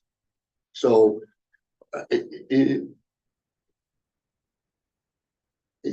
but that's what it is, like you said, you might decide, well, I'm calling all the assistant principals, that's 3. Right. That's it, you need to have a principal in every school. And there's mandates, so you have Right. very, That's There- right. you can't just- Contingency, it's a whole different game. That's what, house up. Well, in general, a contingency budget is only, you have to get back to your previous years and provide only those services that are mandated in general terms. So sports law, are not by law. mandated. So sports would not be mandated by state. Our beautiful music program, there's there's a lot of things in the budget that's what that I'm are saying. not mandated. And that's where you would be cutting. But if the budget gets defeated, it doesn't mean you go to contingency. Correct. You can go back, revise your budget and put it back up. And then if it goes down, And then if it goes If it- down, you yeah. go to contingency. I agree, totally. And What's the that was a month, 1 month. yeah, and again, I wasn't here, but what I was told, why the budget went down back then is because in the first round, they put a tax levy, a budget of whatever, X. And in the second round, they put the same budget. Thinking, oh, the second time, Was it people are close? going to be scared. And it was, no. but that was, I wasn't here, that's what I was told. So the conversation coming out of this work session about contingency budget, it's good to have so the public and the board is aware. Because those expenditures under a contingency budget are those authorized by statutes. Those items necessary to maintain the educational program, preserve property and health and safety. And many people say, oh, you're talking about contingency, you must be talking about, you're threatening to not vote the budget. No, this is part of the informed decision-making process that boards of education have a duty to have amongst themselves as they decide about, and also to share with the public. Because I was gonna say, just to your point though, Stephanie, that's something that we're gonna be battling for like the next, looking here, next 7+ years, right? And 2.75, not. No, I'm not gonna say it's not, it's an nothing in increase, right? comparison It's to nothing in 6. comparison to when we get to the next 3, 4, 5, 6 years out from here. So I think that's gonna be a battle for the next however many years. So I know we agree. talked about this at audit a little bit, is like. I mean, this is, how do we, you can have this conversation every single year and worry about contingent budget? Or you have one big tax levy and then the conversation goes away, because now you get voted and I'm just No, saying. but I'm I'm just just looking saying, at what like- that kind of levy would be. Because this is gonna be a conversation we're gonna have for 8 years. You're right. If you don't, Yeah. Or we have a bigger what one. Plus, happens? we don't though know when what you happens have a after whole that. lot After of that, people? Yeah. What happens to, like, let's just say that in 2 years you decided that you're just gonna do, let's just get there Say quickly. 8, 10, whatever. Right. Well, what do you do when people can't pay their tax bill? Because we learned this week that the town of Portland essentially like has to pay us, and it's a whole big process. Our whole community would be hurt by it. So it's a real fear. And Jen, it's not just school taxes. Their town taxes and their county taxes are going up I'm as just well. saying, it's a conversation, I mean, taxes always go up, they never Yeah, go down. but they're also gonna be going up because of Indian Point. It is not the town, No, Portland, those already, our taxes went up I think we're done.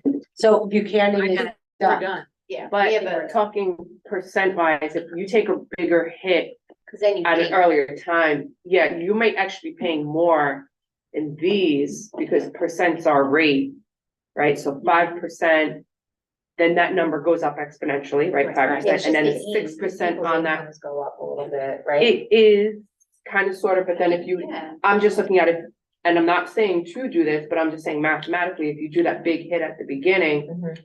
and then smaller ones, over time, it might be less. But you have to have disposable income for that. Yes, yeah. Like anybody on a fixed But- income is not gonna be able to I pay their mean, bills. realistically, 5% followed by 6%, followed by 5%, 6%, 8%. But you're It's gonna always have hard, that yeah. because Somebody's the station, that going $2 million to- is coming out every year. And Enrique, I think 25, 26 is when the bond payments are also due, so that's why there's that jump in using the funds in there too, right? Yes, So- and you can look at it by seeing that your budget will increase to 4.21. Because that's when we start paying if we do a capital project, that capital I also project. think- So, by the way, so all of you know, and the community, I'm including in these projections that we're going to do a $30 million capital project. And we start paying it on 25, 26. We're also like these projections, as we all discussed, like it changes constantly. We're assuming that we know 29, 30, 30, 31. We don't really know, right? We could see declining enrollment and we could have 100 students per grade and far less staff. So we don't really know what's to come. And honestly, We're just projecting. when we started this conversation, there were more kids in seats. So the high school had 800 kids, the middle school had 600 kids, right? We had 12 or 1,300 in elementary, like, we have dropped off. And in doing that, we haven't really cut. We And- haven't, we said, We haven't cut anything, in fact, we have. if you look more at your staff. teacher staff and you look at a comparable district, when they had the same amount of teachers as us, they had 988 more students than us. We have not cut. No, we haven't cut anything. So, I mean, we tried a little last year, but We still, didn't cut program though, What- at all. yeah. We did not cut a thing. No, but Steph. I'm not talking about any program. I'm just talking about you never decrease staff as your enrollment. Operational. No, we rolled over every year. You rolled over, and you're down 988 students, and you have the same staff that someone has. Maybe more. Actually, you're probably even more. So that's like, when we do the budget process and we're looking line by line, we should also be looking at, section counts and butts and seats. We At really secondary. should, Has to be at secondary and at middle school. We need to look at all of that, and you know what? Maybe these projections go down some. I think that. And I am not talking about cutting program. Efficiencies, you're it's- building efficiency. And in building efficiencies, you might have to reallocate staff. You might take it from here and you need it from over here. You know, we can't just keep rolling over the staff if we don't have the students. Do you mean like support staff to give? like, Yes, help in kids? elementary to help kids. In middle school, you might be reallocating your positions where you need them. And we've cut a lot from our elementary schools for many, many years. Absolutely. It's bare bones. It's mean- time to really look. I mean, it's been a pinpoint focus there. It is time to really look at the staffing needs at the high school and the middle school. And the students enrolled there. No one here wants to cut program, and I am not talking about cutting program whatsoever. I do not want to cut program. But if there's inefficiencies, then it's our job to find them and fix them. One of my questions was just the talk about contingencies, right? So let's just say we start going down the road and it's more than the number we saw. Are we like, and it might affect the tax cap. How do we handle that? When you say contingency. So the 747 was the number we had, right? But let's say we start going down into details of everything that we're doing. The estimate that we got. We're not sure what you're talking about. Oh, for Plan B. I'm just asking the question, right? Since we're talking about. Possibilities, right? It could be wildly different than that. No, I understand that, but I'm saying, let's just We'll say we track. start going down the road with this, right? And all of a sudden, it's more than we estimated, and it makes a jump in the tax cap for some reason, like that has to be adjusted. Are there gonna be contingencies in place for that, like if that comes up? Sure, so some expenses will come from this year's budget, and then some will come from next year's budget. So we hope to calculate as many of next year's expenses associated with implementing the new policy as we can. So for instance, if we know the move is gonna, if we know we're going to hire movers, and we know that's going to take place, part of it over the summer, part of it before then, we would use our best estimates within building next year's budget to present that as an expense. And this year's budget is this year's budget. So we have to monitor the expenses associated with anything, So we have to stay in these parameters, pretty much. for this year, yes, for this year. Yes. Can I just, I want to point something out. I don't want the board or the public, but I'm speaking obviously for the team of the cabinet. So in our approach, because I've been sitting at the same meetings, the approach has been, if you look at 24, 25, and I think what Mike is asking for, like, is that the nod we're getting? And I think Enrico is hearing that from finance, that when we go to put a budget together, we're looking at not to exceed 90,473. What? The number in the 90 proposed million? budget for 90 20, million. 90 million, sorry, the 90 million number. So we're not gonna come in at like when he was saying that we were putting numbers together when we were at $2 billion, you know, for non-contingent, non-salary. No, I just want, you know, like, we look at it from a sense of what guidance the board is giving us. Not that we're gonna come in and go, we're gonna ignore the whole thing and come in with a $96 million budget. That's up to the superintendent to work through the process of what's coming in right now from staff to come back to the board with what he thinks is what you're looking for in terms of a budget amount and what will satisfy the program side. So I think that what we do need to know, what you guys said you're gonna show us, is I can't really tell you because 2.75% budget increase. I don't know what the formula is to decide where we are in terms of the cap, because the calculation is different. I would like to be where we are just a pinch under there if we can. I know that we're waiting on confirmation of state aid and it could be a little bit different. Even a little different could drastically change our situation. So I can tell you for myself, and I think my finance committee, that we would love to be right there. So as But we we, also don't wanna put the district in a hardship in terms of program, right? so we plan The to, less you take Right, or today, you the know what, less you if get you can, tomorrow. no, Right. I feel like that's a- Right, to go to Amelia's point, and Jen also before, have if we don't go, every point you save is a point plus tomorrow's 2% on top of it that you can't recover. Yes and no.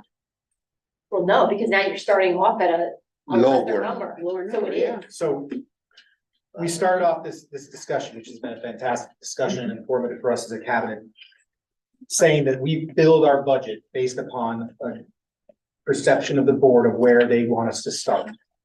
And what I'm hearing is that the sense of the board that we would like to present to you a budget when we first present that does not exceed the tax cap. If possible. Well, the possibilities that we can present are wide. Right. So if you're saying, come back to us in January with the tax cap calculation and of what we best know, but do not exceed the tax cap in that, but also know what we might be able to get if we do exceed it. Yep. Is that the direction Yes. you'd like us to head in for the initial start of this superintendent's phase in the budget? Yes. That sounds great. Okay. But can you redo these forecasts, I think, with the adjusting how we look at the general fund, so we can actually see, like, if we really want to we really want to, I don't know, we really need to decide how much money we want to have in reserves at the end of the day. So that, I mean, finance needs to talk about that, because we need a projection that shows. And to make sure I understand, you're saying that at the end of 2031, $10 million. we only have 2.6. And we should have 10 So million. how do we adjust these projections so that we don't end up with only 2.6, that we end up with a bit more? Something more. So they're two. And you only have different- $600K each year, the 2 years prior to that, right? Yeah. Yeah. So there's two different, Taxation is going. this part of the story is, so the projections are one part of our story. That's long-term financial projection. The budget that we're developing will, until we have a finalized budget, it's not gonna really impact the projections. But what we can do is if you give us direction as you are right now, because as Enrique and Don said, there's varying perspectives on how we want to approach this.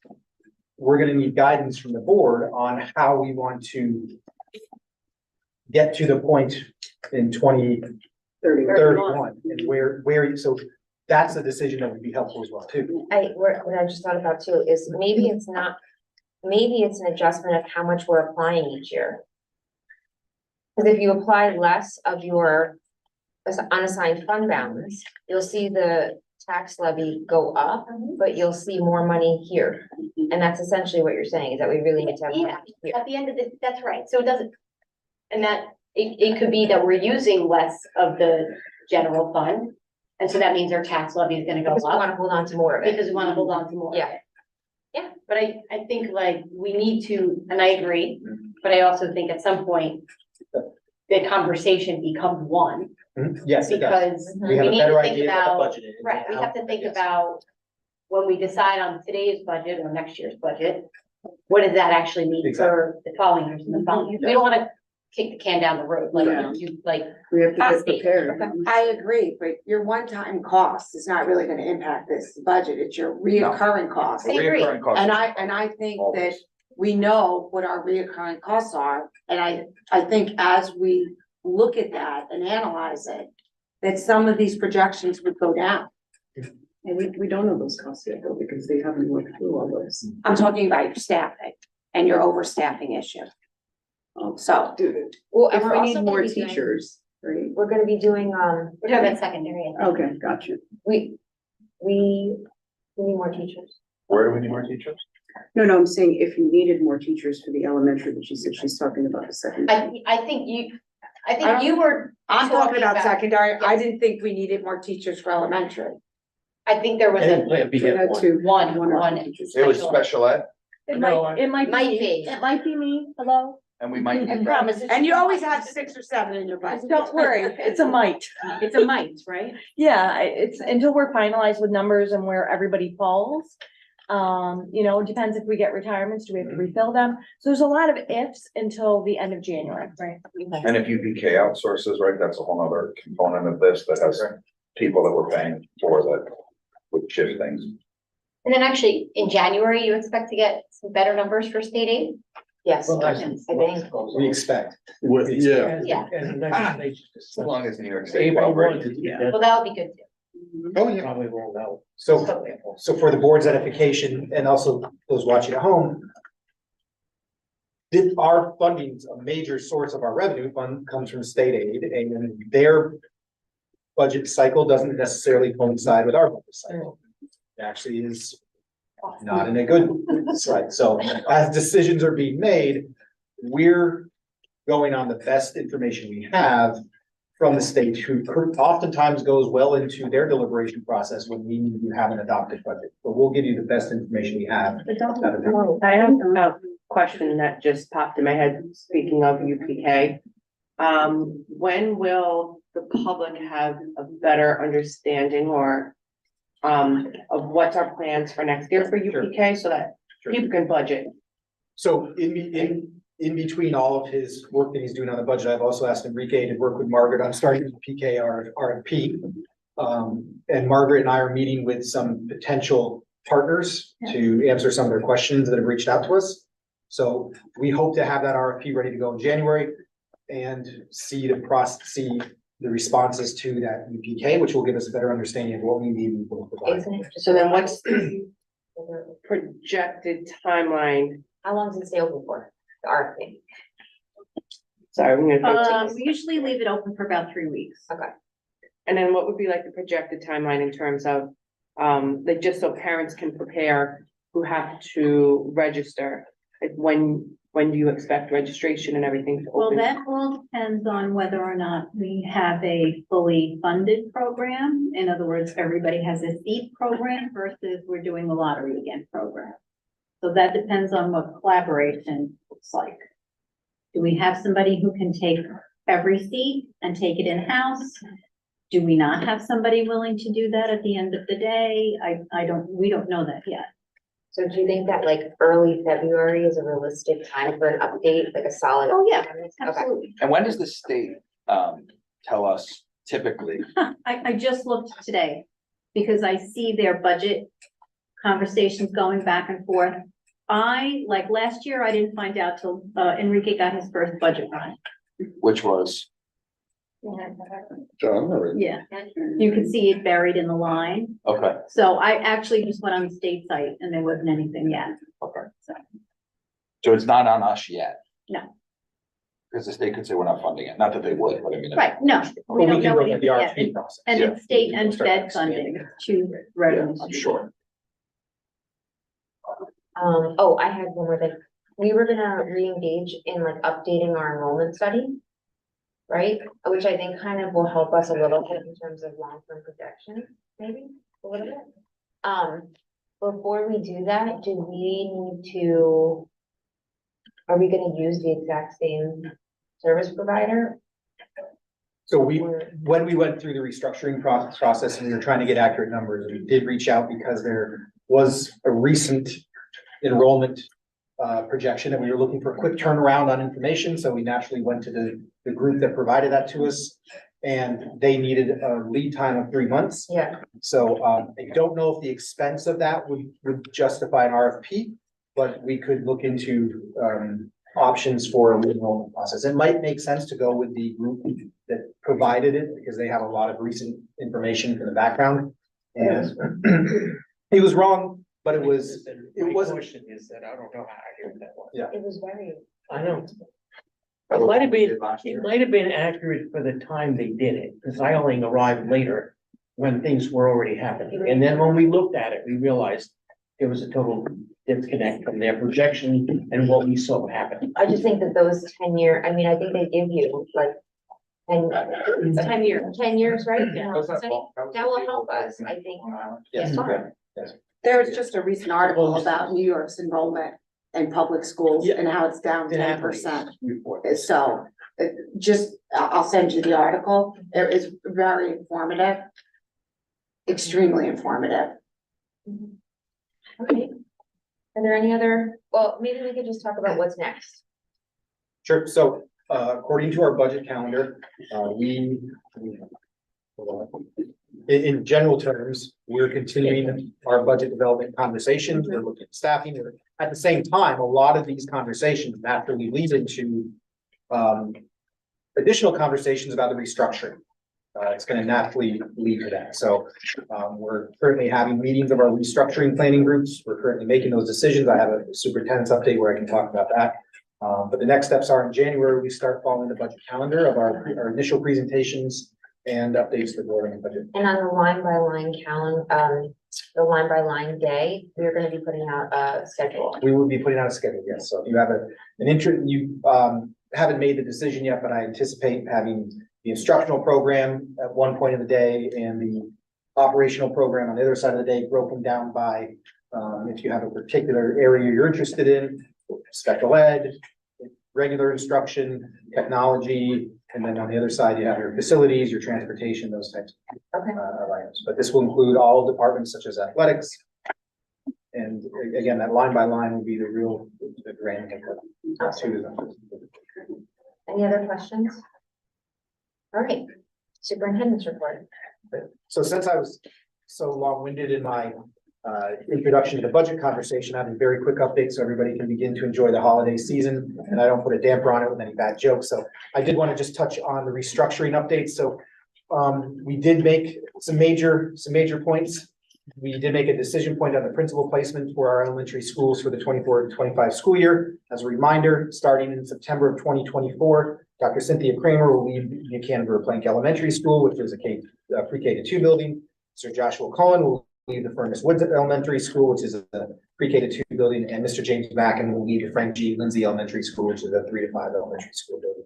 We also held last Thursday our initial meeting for the Elementary Transition Planning Task Force, and thanks to Benita and Josh, we've already taken the slide deck from the conversations and the agenda from that meeting and posted it to the elementary restructuring website on our general website, so you can see the work that group is doing there. And in general terms, that's a group made up of our cabinet members, our union stakeholders. We have parental participation, some board member representation, district directors who will have their hands in that.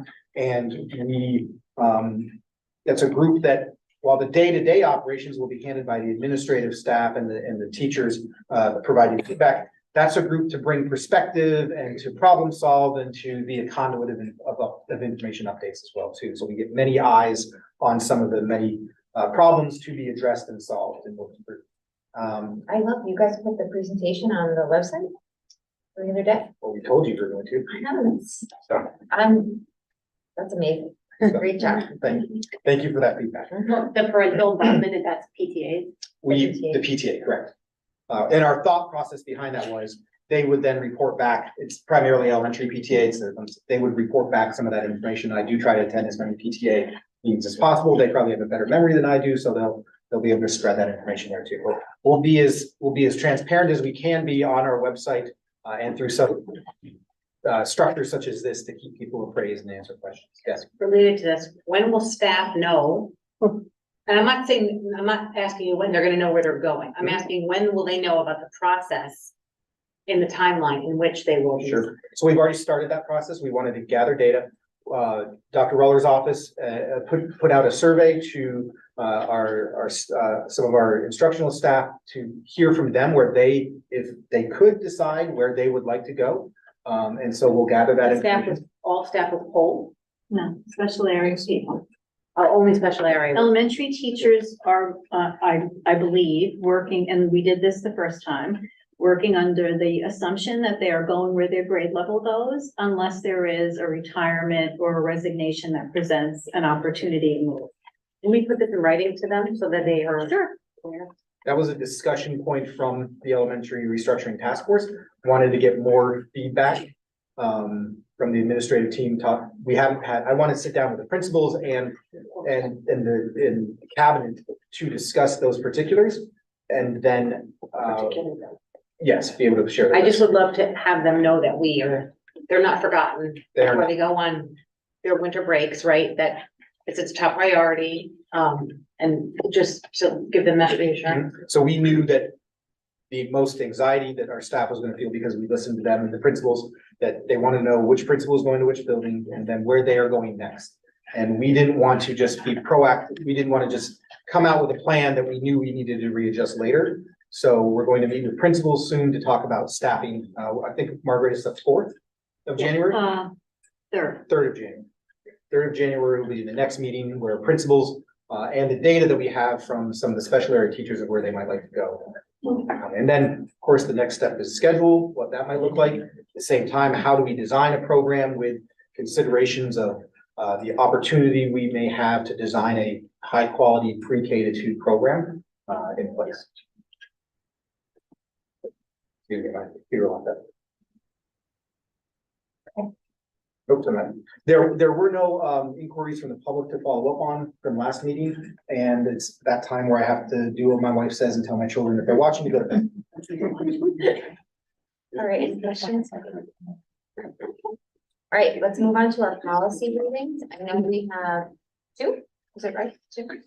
The first is, and Erica, I'll turn it over to you, is the workplace violence prevention policy 8130.2. This is a brand new policy. Policy 8130.2, workplace violence prevention. The district is committed to establishing and maintaining a safe and secure workplace for employees. Workplace violence is a safety hazard to the district. Its employees and everyone in the workplace and will not be tolerated. All employees are expected to work together to create and maintain a safe and respectful work environment for everyone. Workplace violence is defined as any physical assault or act of aggressive behavior occurring where employees perform any work-related duty in the course of their employment, including but not limited to an attempt or threat, whether verbal or physical, to inflict physical injury upon an employee, any intentional display of force, which would give an employee reason to fear. Do you want to get to the workplace program piece? Yes, or, yes. Any wrongful physical contact with a person without their consent that entails some injury or stalking an employee with the intent of causing fear of material harm to the physical safety and health of such employee when such stalking has arisen through and in the course of employment. It is the responsibility of all employees to promptly report any violent incident and or threatening behavior, including threats or behavior that have witnessed, received, or have been told that another person has witnessed or received to their immediate supervisor, or their immediate supervisor is involved in behavior to another designated contact person or persons. All acts of workplace violence will be fully investigated and action will be taken, including but not limited to disciplinary action and or contacting law enforcement as appropriate. The district's designated contact person for the purpose of this policy shall be each of the building principals. If the building principal is involved in the behavior, the district's designated contact person shall be the superintendent of schools or their designee who oversees human resource functions. Motion to waive the remaining reading. Second. All in favor? All right. Welcome to I can go back. Sure. A little background on this. This policy is coming as a result of new legislation passed to initial workplace violence legislation passed in 2006. Recently, there was an update made to that primarily impacted schools that was passed in September of this year that included schools as part of that workplace violence protection legislation. They previously had not been part of that. In general terms, what it requires of the district is to have a policy such as this in place and put together a workplace violence prevention program / plan. And that plan has characteristics on the policy. I'm not going to insult your intelligence and read them, but in general terms, we have to conduct a risk assessment. That risk assessment must be conducted in partner with any collective bargaining group representation that we have. And it comes in 2 phases. One phase is as part of the development of the plan, a review of our practices, policies, and procedures. And we'll rely on our legal counsel to do that as well as our partners with Arteris, our security contractor. And the second phase of that of the risk assessment requires a physical walkthrough of all of our school buildings to look for any risk factors that may exist. Now, one thing that the plan does say is if you have any components of the required parts of the plan in place, you may not have to redo that. So that's why we'll have our legal counsel review, we'll have our security contractor review. I know Alteris, when they came on, they did a risk assessment of our buildings, and that may be used in conjunction with this to limit some of the work that may needs to be done. Additionally, we have to identify how we report incidents of violence within the workplace, how we will capture those reports, capture those incidents of violence. We have to review training to put in place on a training plan on to limit workplace violence. And we also have to schedule an annual review of the entire plan itself. So that's the work that's being done. We had our first meeting today, and we have a plan going forward that by the end of March, we anticipate having the risk assessment portion of this plan completed, which can inform the other required parts of the plan. So you probably should have done that quicker by just reading the policy. But No, thank you. Great. Okay, so we will bring this back in right after the new year. Great. All right. This is illegal. This is legal wording, but this is legal. We have to have this done by, and we have to have it voted on by January 4th. The policy committee wanted to make sure that the community had enough time to process this, read it, bring us any questions. We'll be approving it on January 3rd at a special meeting. Well, We had to add. we'll come to hopefully approve it. We'll on hope January for- Yeah, I mean, it's legal, so I don't know if we have much wiggle room there. But if there is time, any policy that we write, just so the public understands. Any policy that we write, the purpose of this, of the time in between to approve it is to get feedback. Because we can still adjust it if necessary, so.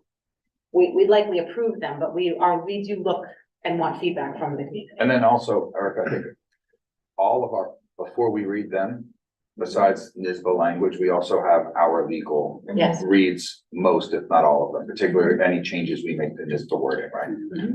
So that's all goes through legal review before we present it publicly also. Question, and this is, so it says intentional display of force. How is that judged?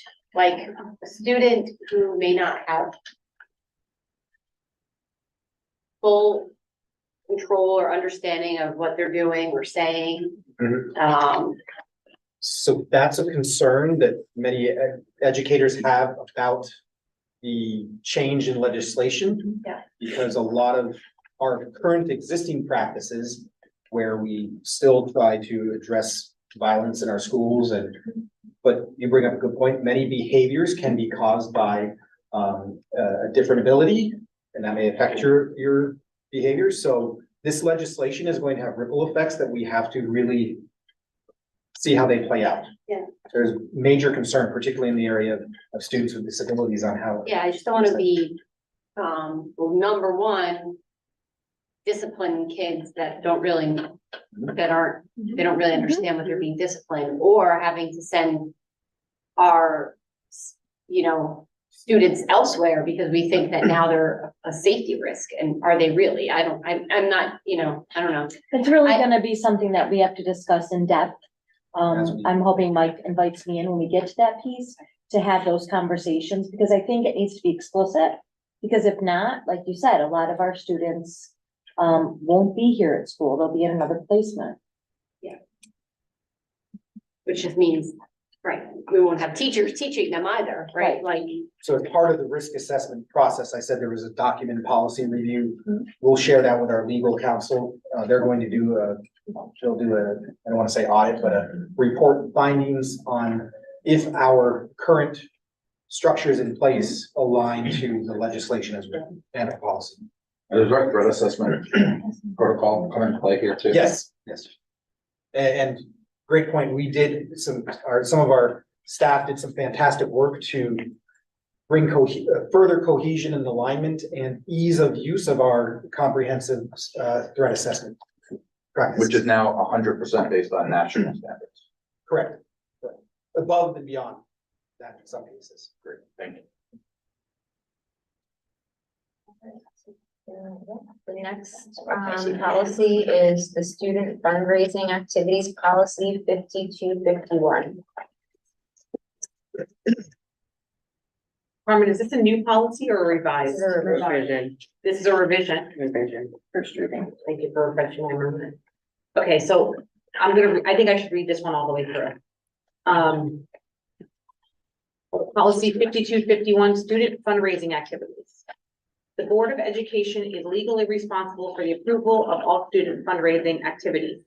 Since the board is primarily a policy-making body, it delegates the authority for the selection of materials to administrators under the leadership of the superintendent of schools. All fundraising activities must be voluntary, and no direct solicitation of students is permitted on school premises during school hours. However, the board will allow the following forms of indirect solicitation: the sale of goods, services, or tickets to an event, social, musical, athletic, etc., where a portion of the funds go to a charitable purpose. The recruitment of students during school hours to participate in fundraising activities to be conducted off school premises and or when school is not in session. School personnel are permitted to hang posters or distribute flyers notifying students of these activities. However, school personnel may not act as a conduit and collect funds from students on behalf of the charity for which they are recruited. In the placement of a bin or collection box in a hallway or other common area for the voluntary donation of food, clothing, or money. Additional factors to be considered when granting or denying approval to outside non-school organizations wishing to conduct fundraising activities are: 1, whether the group has regional or national recognition. 2, whether the group directs at least 80% of its expenditures to charitable program activities. 3, whether the contributions will benefit district students or residents. And 4, the number of organizations raising funds for the same purpose at the same time. Off school premises, fundraising projects in which students canvass the public off school grounds in connection with school events and school connected fundraising activities will be kept to an absolute minimum.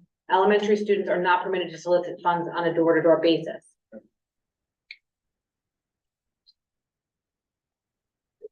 Thanks.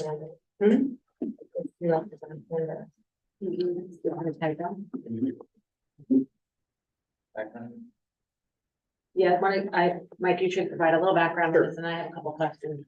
Little background on this policy. So this gives direction into what type of student fundraising activities we can support and approve.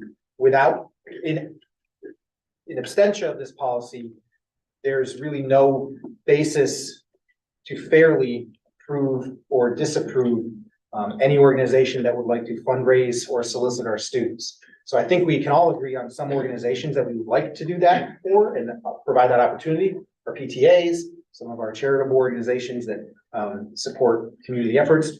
But as a superintendent, it was coming through me and I had to use my best judgment, which is a slippery slope.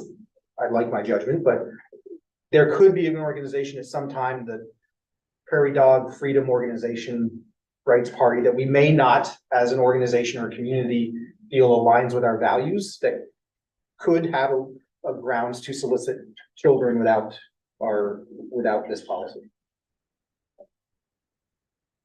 How does this impact? A lot of the high school students, they sell candy bars, they sit in the cafeteria and they sell, I think we're covered there. I don't believe that I don't believe the students are mandated to sell those items. I know on the sports teams, they are mandated. We're saying that it has to be voluntary. On our sports teams, we sell candy bars. They're mandated to sell certain things. Well, there's fundraisers that support there. Well, they can either fundraise or they have to pay their share. Right. So you fundraise in lieu of paying your share. So it's essentially voluntary. So it is essentially voluntary. It is. I mean, Well, Or you don't no, go. or you don't play. No, I don't think it's play. No, I don't think, I don't think you ever Go. get told you Okay. can't play. Yeah. But But if you don't go, you can't play. Right? I think at the end of the day, money all goes into one fund. So I don't know. But you could consider a special event. So for instance, if I'm there's a gonna- sports team that's participated in Section 1 athletics. I'm gonna give you an example. Okay. Our paperwork for a lot of the things we do for cheerleading says girls must sell 2 boxes. Right? So they're mandated to sell 2 raffle tickets. As Jen's saying, as a parent, I'll just pay the money and cover that, her share. But it's the language that's being used in some of on the athletic team that they're required to. So we need internal communication that will allow them to have language that coincides with the new policy. Yeah, and that was my next question. So I'll follow up with. I mean, I think it's athletics. I think it's also the leaders within the buildings that run clubs. I think it's actually just important. We have written and approved more policy in the last few months than probably has been done here in 10 to 20 years. How are we communicating this to our community and staff, staff especially, right? Great question. So policy is set by the board, and you often see in the policy, the superintendent or his or her designee will X, Y, and Z. Associated with most policies, you need to develop regulations that take the legal speak Make it human. and make it human speak. And so that is the next phase of this undertaking. So for every policy that is approved, we as an administrative team will have to take time to develop regulations Sorry. in most cases. Wait, so. I cannot tell you to slow down on that. I can tell you I've been here 8 weeks and I have not had a chance to dive into any of those. So do you at least, Good thing. can we at least inform the Yes. staff of the new policies that have them? Maybe we should at least start, Yeah, maybe with a link to the policy. yeah. The ones that are specific to. I would say just share them. Well, I mean. I have a list. Can you share that list? I have a list. I will spread the. Carmen and I have a list. I will utilize our administrative team Yes, to. in September. You're in the folder, I think, right? It's in the folder. Yeah, there's a couple different ways. I'm monitoring it, in a spreadsheet. We're monitoring it in that spreadsheet. And then Carmen's posted it to board doc, so. This one, we're gonna filter down to the. Yes. And then disseminate it. Yes. Yeah, I've been all over that. I've Disappear. been all over that spreadsheet, Erica. So good job. And then the other thing is, I just want to, we're talking about writing a reg for this. I think it is important that we had discussed it, establishing a list. And supporting the feeling that the principals have support in making a decision. Yes. About it, one group or the other if necessary. But the goal here is not to limit, it's just to set guidelines. Correct. I would say, right, not limit them, with predatory groups also that could now not be welcome. And it alleviates your office because you're delegating some leadership to the building. Correct. So the turnaround time could be a lot faster too. Correct. Right. Any comments, new business? So policy met, but there's not much to update you on. Audit met, We did that. yeah, Facilities and safety have not met yet. safety's tomorrow. Safety's tomorrow, facilities is January. Finances for meeting. We just forever. And everything we do is gonna be presented here. Yes. Tomorrow. There, Yeah. yeah. District-wide safety. District. Not the full staff. You know, With the board, so. It's not on my time. I looked at I think it's on. the meeting order. I didn't find mine. Yeah, I got a reminder, yeah. Yeah, it's here. All right, So it's tomorrow. so we're not actually closing the meeting because we have to go back into exec. So I need a motion to move into exec so Motion to that we move can into exec. finish our previous discussions around negotiations and personnel. You get motion, Tamika second, all in favor? Aye. All right, so that is it for our public session.